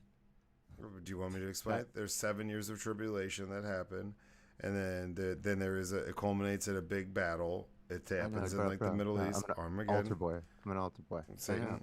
That's why Christians are for Israel. And that's that's why over. Yeah, they're for Israel because they think that's where the fucking rapture is gonna happen. It's like they don't give a shit about Jewish people. They actually know that the Jews aren't going to go up to heaven, but they want to make sure that that area is safe and sound for when Jesus comes. Like that's how deep this shit goes. Well, the part of it is that like they would be there. There's parts of like they're setting things up. They think that they're setting things up to like happen. Like if there's a prophecy, they're trying to force it. Right. Yeah. They're trying to. Yeah. Like, oh, well, the prophecy says that like the Jewish people will occupy Israel and be there in Jerusalem, so we got to get them there. If we're gonna kill everybody, we got to get them there. Yeah, it's like basically like weird. A pregnant woman like nesting. It's like the baby's coming, so like we got to get like the baby room like all set up, and baby Jesus is coming out. Oh, is he coming down? Is he coming down as a baby? And also like he's coming down as a man probably. Like a 30-year-old or like 2000? Probably mid-30s. I think he's gonna say like he was 33. Say like he's gonna look around like when he dipped. He's gonna be like, "What up? I'm back. It's me."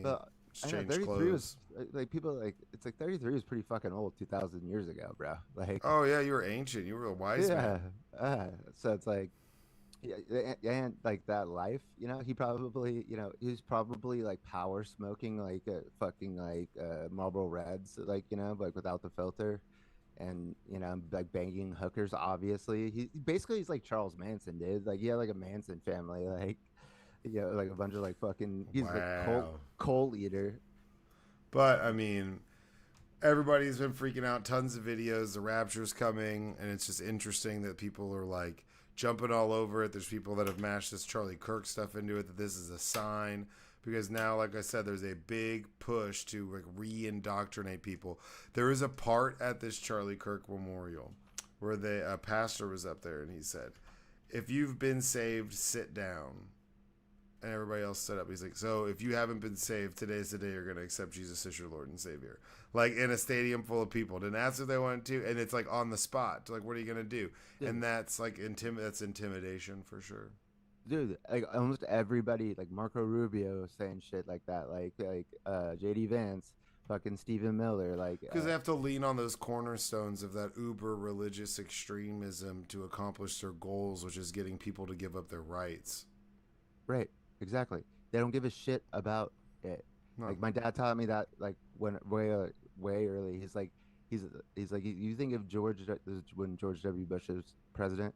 He's like, you think if George W. Bush's daughter got pregnant right now, he wouldn't fucking drive her to the clinic himself and get her an abortion? Of course he would, because it would have been bad politics, for his like, bad luck. Yeah. It's like he doesn't give a shit. It's like they just act like they do so they could get the fucking votes. And there's a book called What's Wrong with Kansas, because Kansas constantly votes like for shit like that like hurts them, and it's like it's because of the culture wars. It's like they like they're the patriotic, they're moral, fiscal, responsible, but they don't believe in any of it. Well, what they're trying to do is they're trying to use this. They're trying to get a resurgence, fill the ranks, use this as a propaganda tool, and really push this like Christian nation ideology onto people, and use this opportunity as a free speech activist.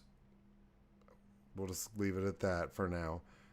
For the sake of brevity, that he is their tool to do that. I was driving today and I was like, man, they are trying really hard to make Charlie Kirk a white MLK. Like they are really, really trying. And if you believe some of the stuff he said, then like, sure, I guess that's like. Well, I think the video going viral has a lot to do with why they're able to get away with this. because I think a lot of people saw that, and I'm like, that's gross. Yeah. and it impacted them, and so like they're like in a, you know, vulnerable state. Yeah. So like, yeah, so like that's why they're able to like It's like your friend that like got grounded. That's why like Jimmy Kimmel is getting, you know, suspended. It's because like you know, it's like Yeah. I mean, it's the Yep. friend that you've got that got caught smoking weed in high school, and their parents, and then they were grounded. They didn't have their phone. They didn't get to hang out with anybody for 6 months. And the only place they could see their friends is if they went to youth group and church on Sunday morning. That's it. It's the only social thing you can do is go to church. And parents would do that shit all the time, especially where we're from. Like, oh, you fucked up. Guess who's going to church? And that was like the answer to do that, because they were hoping that it would be like, if we isolate you enough and may force you to do anything social in that construct, it'll be easier for you to like do it. You'll become more familiar with it. And we gotcha. There's a whole indoctrination thing about it, this Christianity in general, all major religions, but they're pretty bad about it. Them like, and just different sects, obviously not as like a whole, but like Jehovah's Witness, like, you know, I mean, for me, I'm like, it's like 144,000 people get in. How long have y'all been around? Like, that list is full, dude. I'm not trying to get backlisted to go live for eternity. Like, how big's the waiting room? Like, you guys are still out here recruiting? I told you like that two of them showed up at my house recently, like two women Jehovah's Witnesses, and I invited them in, and I was like, what do you guys got for me? And they're like, I don't know, we never made it this far. No, that's a joke. But they actually did show up. I didn't invite them in. And I was like, they're like, it's like, but one of them, they woke me up. One of them goes, "Are you okay?" And I'm like, "Yeah, you just woke me up. It's like fucking 8 a.m." Like, yeah. So I mean, I Rapture's coming. We missed it. So, well, I'm gonna drop a song called Rapture. Pretty kitschy title. I'm sure like somebody's like 1,000 people have already done that. It's like And then easy. From the BBC, my favorite news outlet, woman jailed over scheme to steal Graceland from Elvis Presley's family. Crazy. A woman was sentenced to more than 4 years in prison for a brazen scheme to conduct a fraudulent sale of Graceland, the famed estate of Elvis Presley. Lisa Janine Fidley of Missouri pleaded guilty to felony mail fraud in February after prosecutors accused her of using a fake company, falsified court filings, and fabricated a loan, and forged a signature of Presley's late daughter to pry the estate away from the singer's family. The judge called it a wild scheme and highly sophisticated as she tried to defraud the family. Dude, I would hire her as soon as she got out of jail. Yeah. It's like Elizabeth Holmes, you know, remember with Theranos? Like Theranos is like good, bro. She's like fucking like forging documents and like in like convincing Walgreens to like invest billions and like all these like people, like, dude, she's like just like fucking hustler. Hustler. Gee, Get the bag. I know, and she didn't fuck anybody over besides a bunch of rich like Republicans, so it was fine. 120-acre property occupies a nearly mythical place in American pop culture and bears the distinction of the National Historic Landmark. Visitors can view Presley's collection of bedazzled costumes, classic cars, as well as exhibits and events celebrating his work. After Lisa Marie Presley, the singer's child, and only died. She died in 2023. She is in the Naked Gun movies. Shout out. Her daughter Riley Cano inherited married to Michael Jackson. Yep.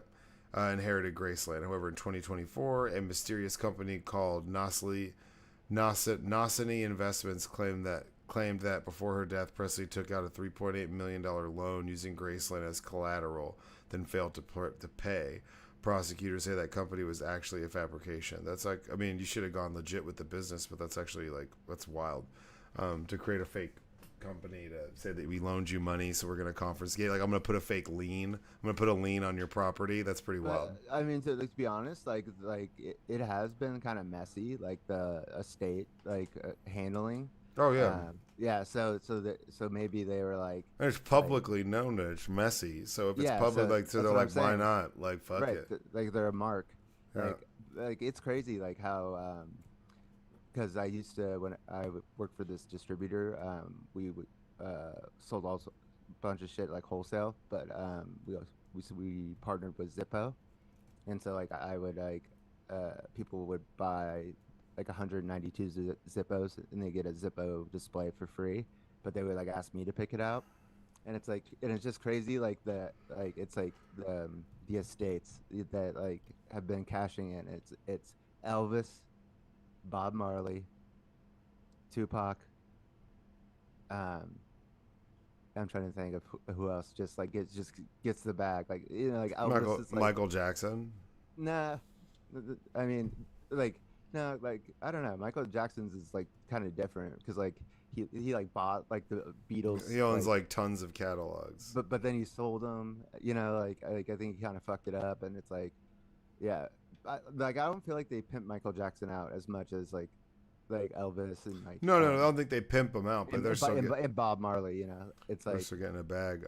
But like Bob like those whoever runs those estates. It's like it's like a local gas station. Like wants to make a deal. They're like yeah, slap his fucking face on it. Like we'll take the $5.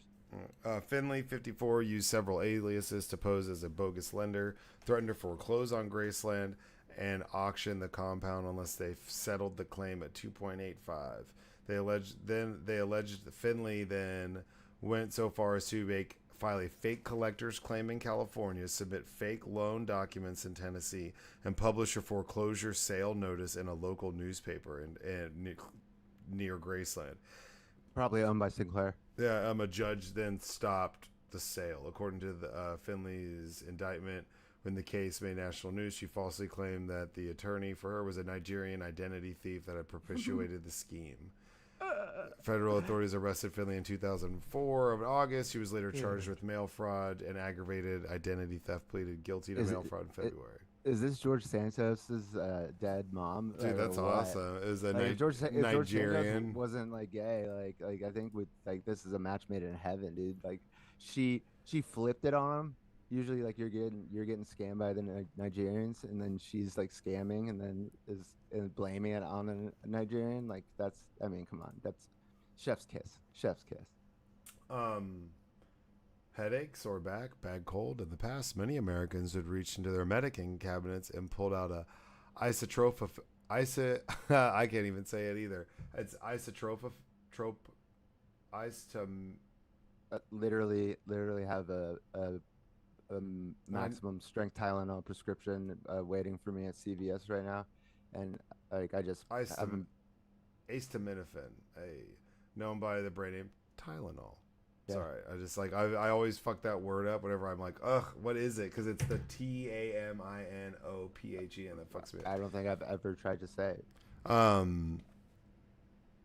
Without any concern at all, it's been a long staple of home medicine, seen as a safe way to treat pain and fever in pregnancy as well as in childhood when used as directed. But President Trump came out swinging over this common over-the-counter drug. Do not take Tylenol if you're pregnant, and don't give Tylenol to your child, he said at a White House briefing.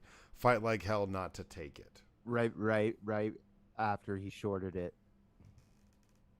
Guarantee told all his boys, short Tylenol, stock. I'm gonna go out here talk shit about it and amplify this thing, this study, this bullshit. Actually, it's not even true. Like it's like over like 50%. They're gonna sue the shit out of them. Oh yeah, it's insanity, dude. Like, but also Yang is the one who prescribed me the extra strength Tylenol when I saw him last week, and I just haven't gone and picked it up. But because I asked him, I'm like, am I supposed to still be like feeling kind of like pain down there? Because sometimes it hurts or whatever, and it's been like a long time. He's like, yeah, it's normal.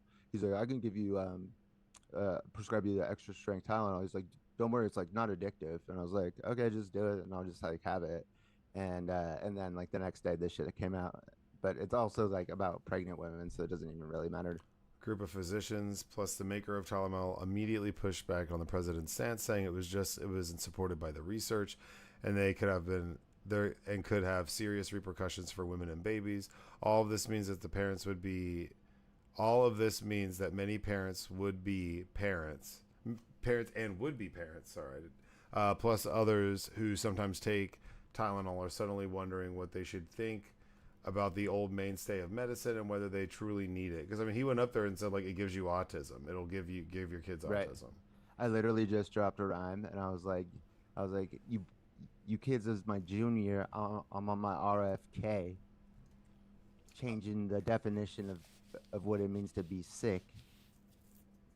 I'm headlining like she's doing blow on my dick. I mean, I'm not gonna read this whole thing because it's obviously coming from RFK. But exactly, that's like it's like This is another confusion that obviously that was going to happen with like like with him running the fucking health like and human services department.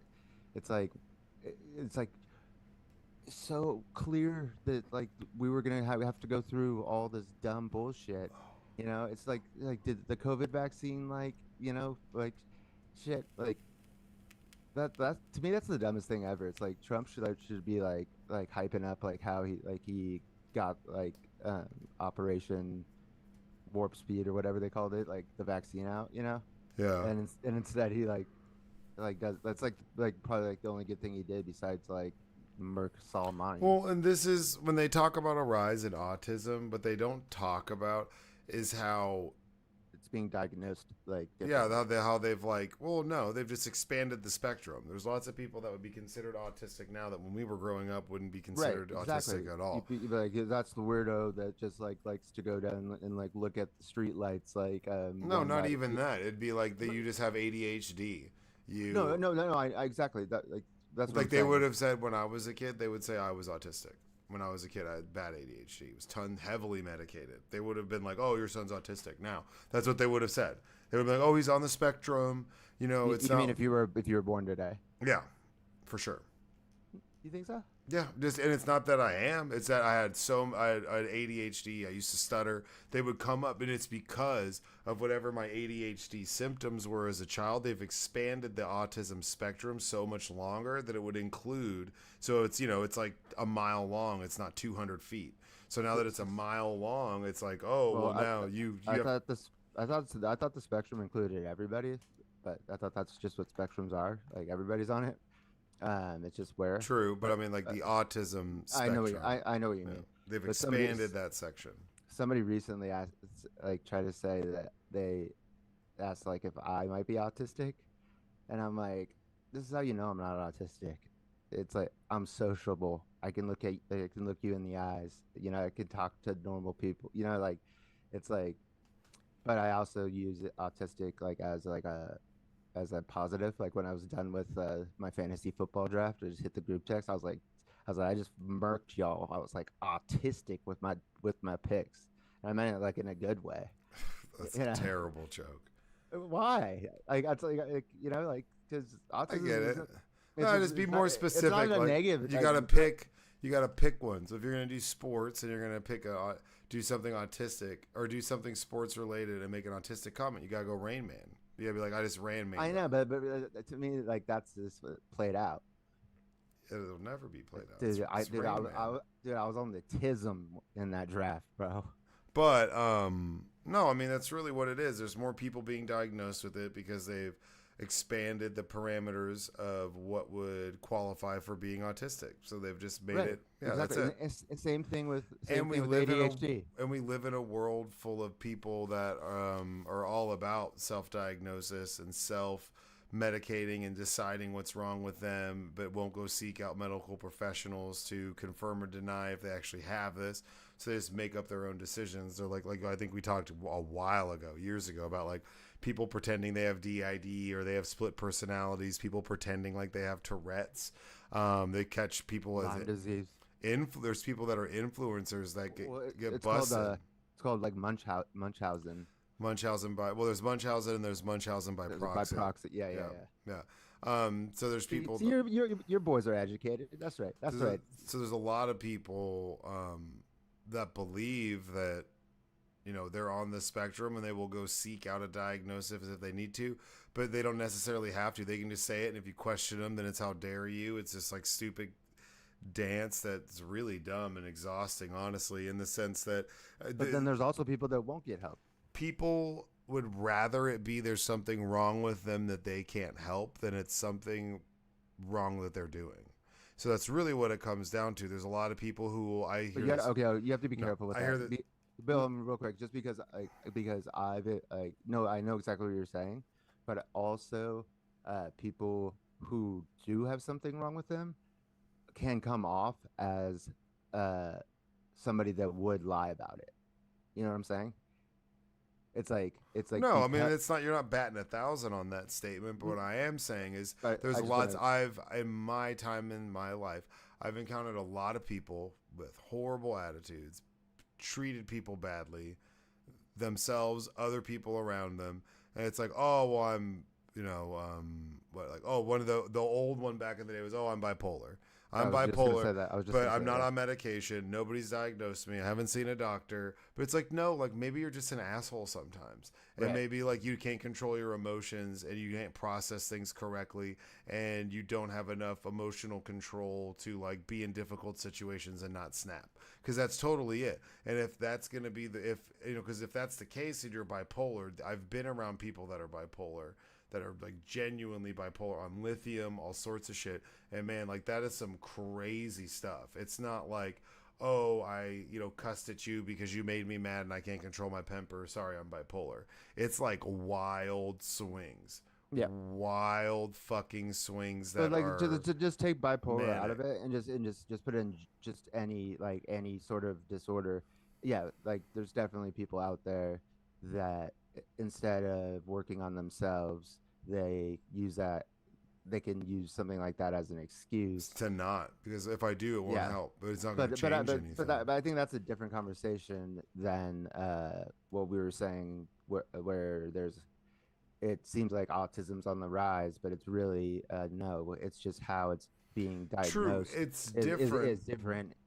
But it's not, because what I'm saying is there's all types of these things that were, and look, I mean, what autism was first, Tylenol was invented in like originally in like the end of the 1800s. First person that discovered autism was or like coined autism was a French scientist in like 1917. Shout out coup d'etat. So it's been around, but what I'm saying is like we've expanded it, but we're expanding that for lots of other things besides just autism. And that's what I'm saying. ADHD, but that's what I'm saying is, you could be in a classroom, you could be a teacher, and you could say something and make a comment or like a mood swing. They like some of these kids are like, well, I'm bipolar, but I'm undiagnosed and I'm not medication, and you have to like deal with it. And it's like, well, no, I don't. And that's not how this works. And bipolar or not, you still need to be respectful. And if it's this bad that it's going to affect you and your relationships on a day-to-day basis, because that's what happens when you're bipolar. It like tears down your life around you because you're so inconsistent and you can't control it. Like it's really and it's fucking disrespectful to people who actually have it. Yeah. So then just say it, and I can't question you. I can't ask you about it. It's like it's like an emotion. It's like a service dog, which you have a service dog. It's not a service dog, but it's bullshit. And it's bullshit because there's people who actually have service dogs, and there's people who pretend that their dogs are service dogs just so they can take their dog inside of an Arby's. No, I did it so I can move into an apartment. You did it. I know. I get it. But there's the wiggle room to get what you want out of it, and now that's the worst example. You're getting a little I saw you kind of like, hey, you motherfucker. No, I just want to tell you a funny story. Like I was like in a convenience store, and I was like at the cashier, and I just hear this dude go, just service animal, and I turn around, it's like a homeless dude with like a street dog, and it was just like, it's kind of exactly what you were saying. It's like, but I do that all the time with Where like. But your dog's registered, so you went through the process. It expired, like. But what I'm saying is, and she chewed the clip for like the service animal like vest, so she like never actually worn it. But like I've been called out about it like maybe 3 times. Yeah, I'm just saying, like it's I the just same thing. yeah. I mean, if somebody tells me they have Tourette's and they don't, and they're not diagnosed, they're just walking around shouting obscenities, I'm gonna have a hard time believing this person, because if it's that bad and you have Tourette's, go seek medical attention. take care of yourself, your mental health, I and just how don't you understand feel why is my dog's important. being discriminated against, and like these service animals are allowed to go into Vaughn's, but she can't. But actually, the Vaughn's in Westlake, when I lived there, when she was a service animal, uh, I I would take her there all the time because she needs a service animal. She has separation anxiety. Like I can't go to the bathroom without her following me. But like everybody at Vaughn's knew her name. Not a single one of them knew my name. Every time I walk in, they'd be like, "Oh, where?" And I swear to God, if I asked all of them, not a single one would know my name, but all of them knew her name. So I mean, the moving and it's look and like there's more scientific research, so goalposts are going to move. There's going to be people no that shit. are like, if we expand the autism spectrum, there's people with quirks and things and that make them who they are, which make them great, beautiful, creative people that might fall them on the autism spectrum now. But it's because we expanded it. It's not because we've done anything, we're doing anything different. It's definitely not because of fucking Tylenol.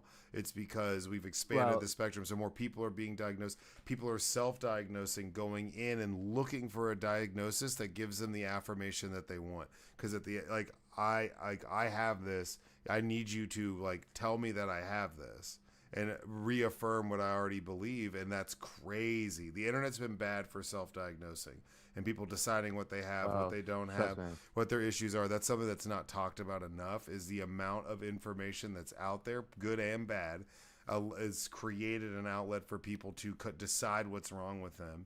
And sometimes it just so happens the things that they decide is wrong with them are things that are uncontrollable, allows them to be erratic, allows them to mistreat the people around them and their loved ones with zero repercussions. Because if you do give them repercussions for that, you just don't understand, or you're discriminating against them because they're different. It's crazy. There's a guy, like, this was years ago. This was when I was in Denver. I ended up firing. I let him go.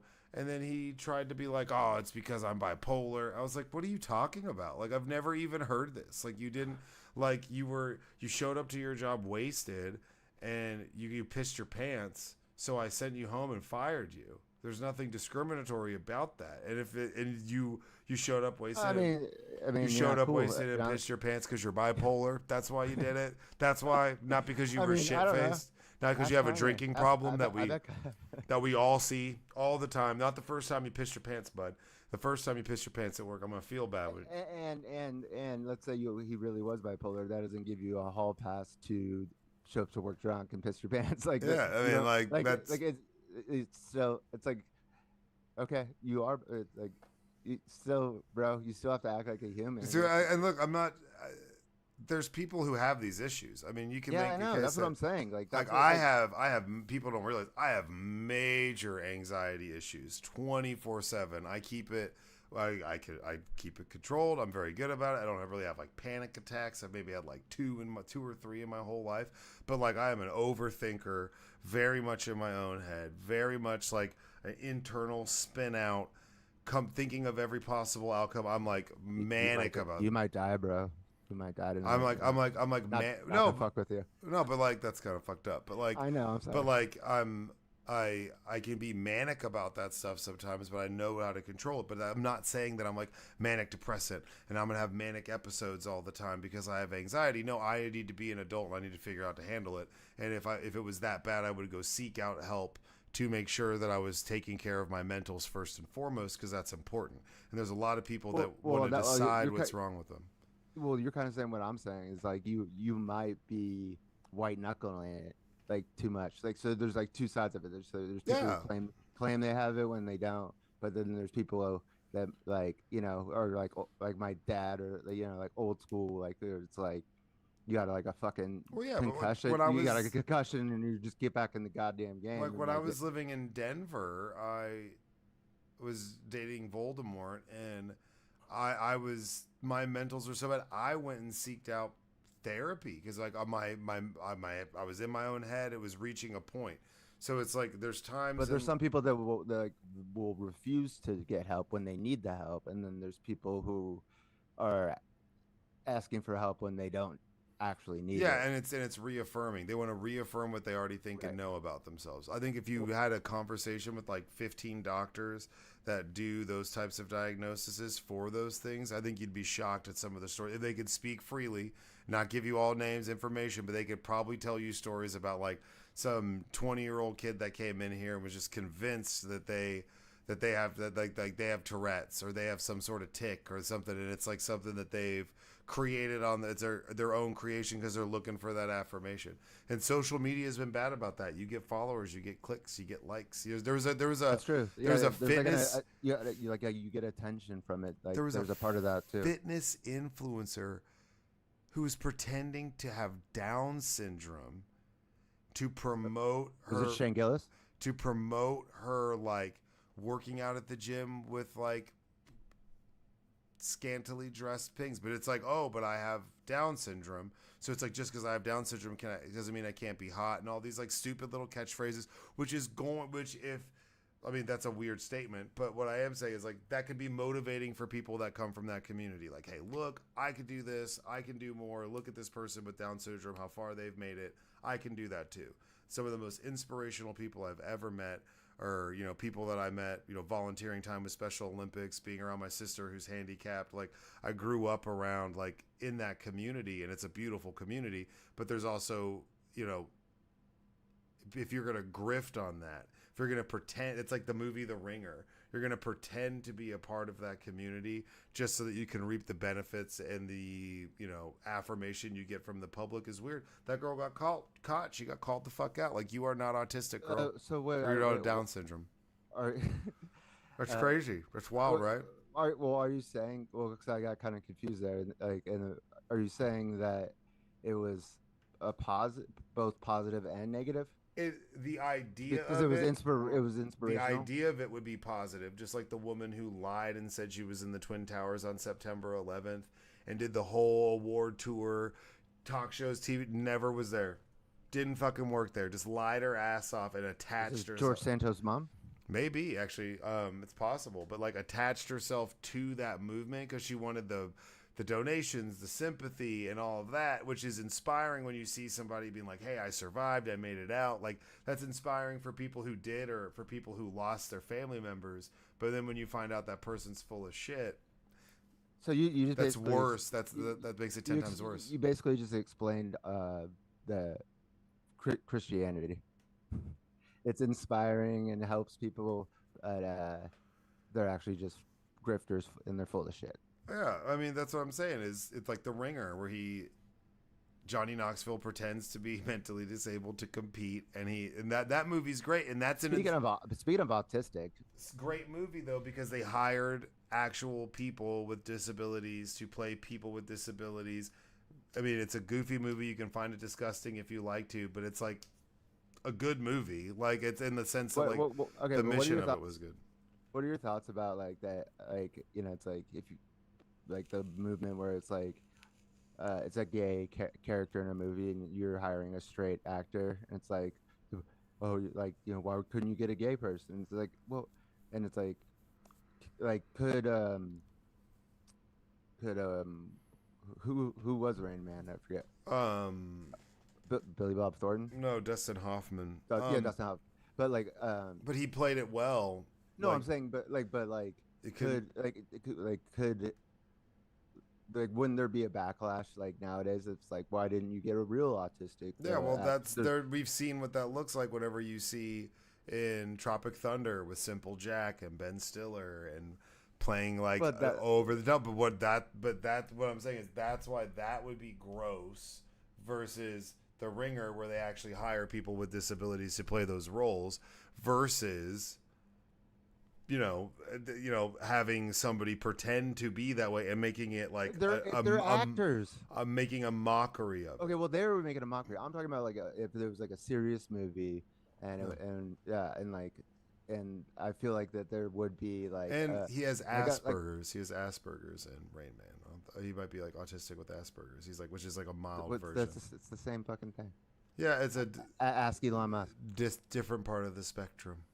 Right. Yeah. On the autistics, but like, I mean, no, I don't disagree. It's just and I know we're talking about like Tylenol. You're safe to take Tylenol. I'd like But, to. don't say that. Don't say that. Uh, we're not Doctor, medical. Not medical. doctor recommended. But I mean, Dr. Yang But did prescribe it to me. But what I like, it's not. And what I the- trust it's him not with my what dick. It's not what they're making it out to be, which is just laughable. You can see this coming from a mile away. But at the end of the day, I mean, you know, there's a bunch of bad actors who It'd be nice if surround a bunch Tylenol of people. sued the shit out of Trump, but like how Fox News had to pay like 800 million to Dominion, you know, for defamation. It like that would be. He doesn't that have Tylenol money. No. No, Not not a well, lot. ma- Not I don't know. No, I don't know. not a lot of people have Tylenol money, bro. I mean, the UAE listeners of the pod just dropped 2 billion on him, like so they can get some microchips, like just straight into his fucking bank account, like Yeah, but I mean, like that was just like one deal, like one day, like I mean, like, dude, I don't know. I'm telling, I don't even know, like, cause I would, you know what I would like think is like Visa, MasterCard would be like, you know, like the Apple and Microsoft's of the world. It's like you guys like run. You have like a duopoly on credit cards, like but their like market cap is like surprisingly low. Like I don't get it. because they're giving away free money and hoping you'll pay it back later. I know. I just would like they're just Get like outta so here. they're just so like embedded in like society that you know it's like I'm just surprised they're not. Yeah, I like, mean, but a drug company that's been around so long that it's become like Yeah, but- over the counter generic, and they own a patent on it, so people have, if anybody wants to make But they didn't have- knockoff. they didn't have the safety shit on it, and they had to recall all of it. So they got hit hard like at one point. Remember? Well, that's because someone was opening up Right. bottles and putting. So they had to recall Pills. all of it and redesign it so that you know Yeah. they had to, I don't know. I'd be actually interested. Like I don't even know if Tylenol, like what's the parent company? You know, Probably Bayer. No, it's not Bayer. Bayer's Advil. I don't know, but they got fucking money. I'll tell you that. no, for sure. And Tylenol they- money, aspirin money, Robitussin money. I mean, but Advil and that, like that's what I'm saying is they've reached the point to where you can buy those without a prescription, and other like CVS pays them to make a knockoff version of the same shit because they own the patent. Like, well, that's just how pharmaceuticals work. Like I know. you So don't- you do that for decades on. You have Tylenol. I mean, obviously there's none that it grew, but it started in the late 1800s. Like they got fucking money. They got fucking pull. They in a way that like they have pharmaceutical pull. We've seen these. Harvard started in the 1600s, and they got fucking Harvard money, and you know they're getting fucked with. Oh, So- but I mean, they're not caving, and I don't think Yeah, that. you're And right. none of these pharmaceutical. This is an opportunity for some of these pharmaceutical companies to check them, and just say like, "Fuck you, you're full of shit," and they're gonna have to, if they sue and they go to I would court. personally sue Trump. Well, you'll sue Trump. You'll sue RFK Jr. You'll sue like 3 people. Yeah, Like, you'll no, sue but, like 3 or 4 people in that room. and win. Oh, it'll be coming. Like, there's tweets that were funny. Like, I'd love to congratulate Tylenol on their massive settlement, because that's what's going to happen. It's not even going to go to trial. They're going to end up settling for saying some stupid shit because you're going to lose.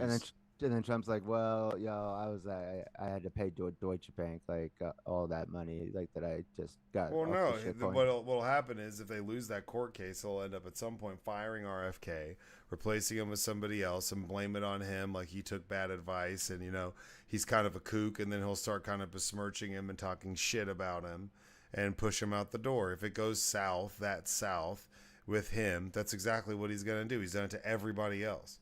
No, but that's the thing though. It's like Trump's such like a fucking like defiant, like, you know, it's like because like everybody's like Pete Hikes, that's a drunk piece of shit. You know, he's not a DEI hire, he's a DUI hire. Like it's like because like CNN and responsible people are like, you know, this guy sucks, is why he still has the job.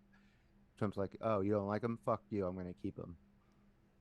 Yeah, but I think those are. I think that, Trump, but those are Trump loyalists though. So the people you're talking also- about, but also- Hegseth, any of them. Hold on, any of them are all like diehard loyalists that are in roles that help protect him in some legal way, help him push through his bullshit. all RFK's doing is up there riffing. Like, they didn't really get along that great. He knew he needed him to lump in the anti-vax crowd and get over the hump with that, but they're not like fucking besties. Well, this is the thing. Like, when Trump just went to the UK, they kept on saying like how he's like enamored with like the royal family and shit. And he like loves it. I think it's the same thing with RFK. Like, the Kennedys are like, you know, the royal family of the United States, kind of, and I think that's part of it too. You know, like that he's like kicking it with the Kennedys. Oh, for sure. I mean, he gets off on that shit, but Except for all the Kennedys hate him, so it's like he's like ostracized. So I don't even know. yeah, because he's a fucking. But I mean, just keep an eye out for this stuff, because that's gonna be pretty crazy to see like what transpires from that, because that's a big old. But like you said, they're throwing stuff to see what sticks, going after big dogs, see if they can fuck with Tylenol like this. Who else can they go after? Yada yada yada. It's really kind of pathetic. Yeah, it's kind of like when like they were shipping like you know, like people down to El Salvador that, you know, were American citizens, legal residents, you know, like had court orders to not specifically not do it. It's like I feel like they purposely did it, you know, and then be like, see like if they could get away with it, and if they could, then they could do like a lot more shit, you know. If they can do like the craziest shit and get away with it, then they could do whatever the fuck they want. What else can't I do? Exactly. Well, you got anything else? We had 3 hours. Granted, it's like more like 2 hours and 40 minutes. It's a pretty long one. Meditate, bitches. Make sure y'all like, follow, subscribe, leave a comment, share, talk shit, whatever. We always appreciate y'all listening and checking us out as always. Be good, be safe, stay out of trouble. And as always, go fuck yourselves. Shout out, Kevin.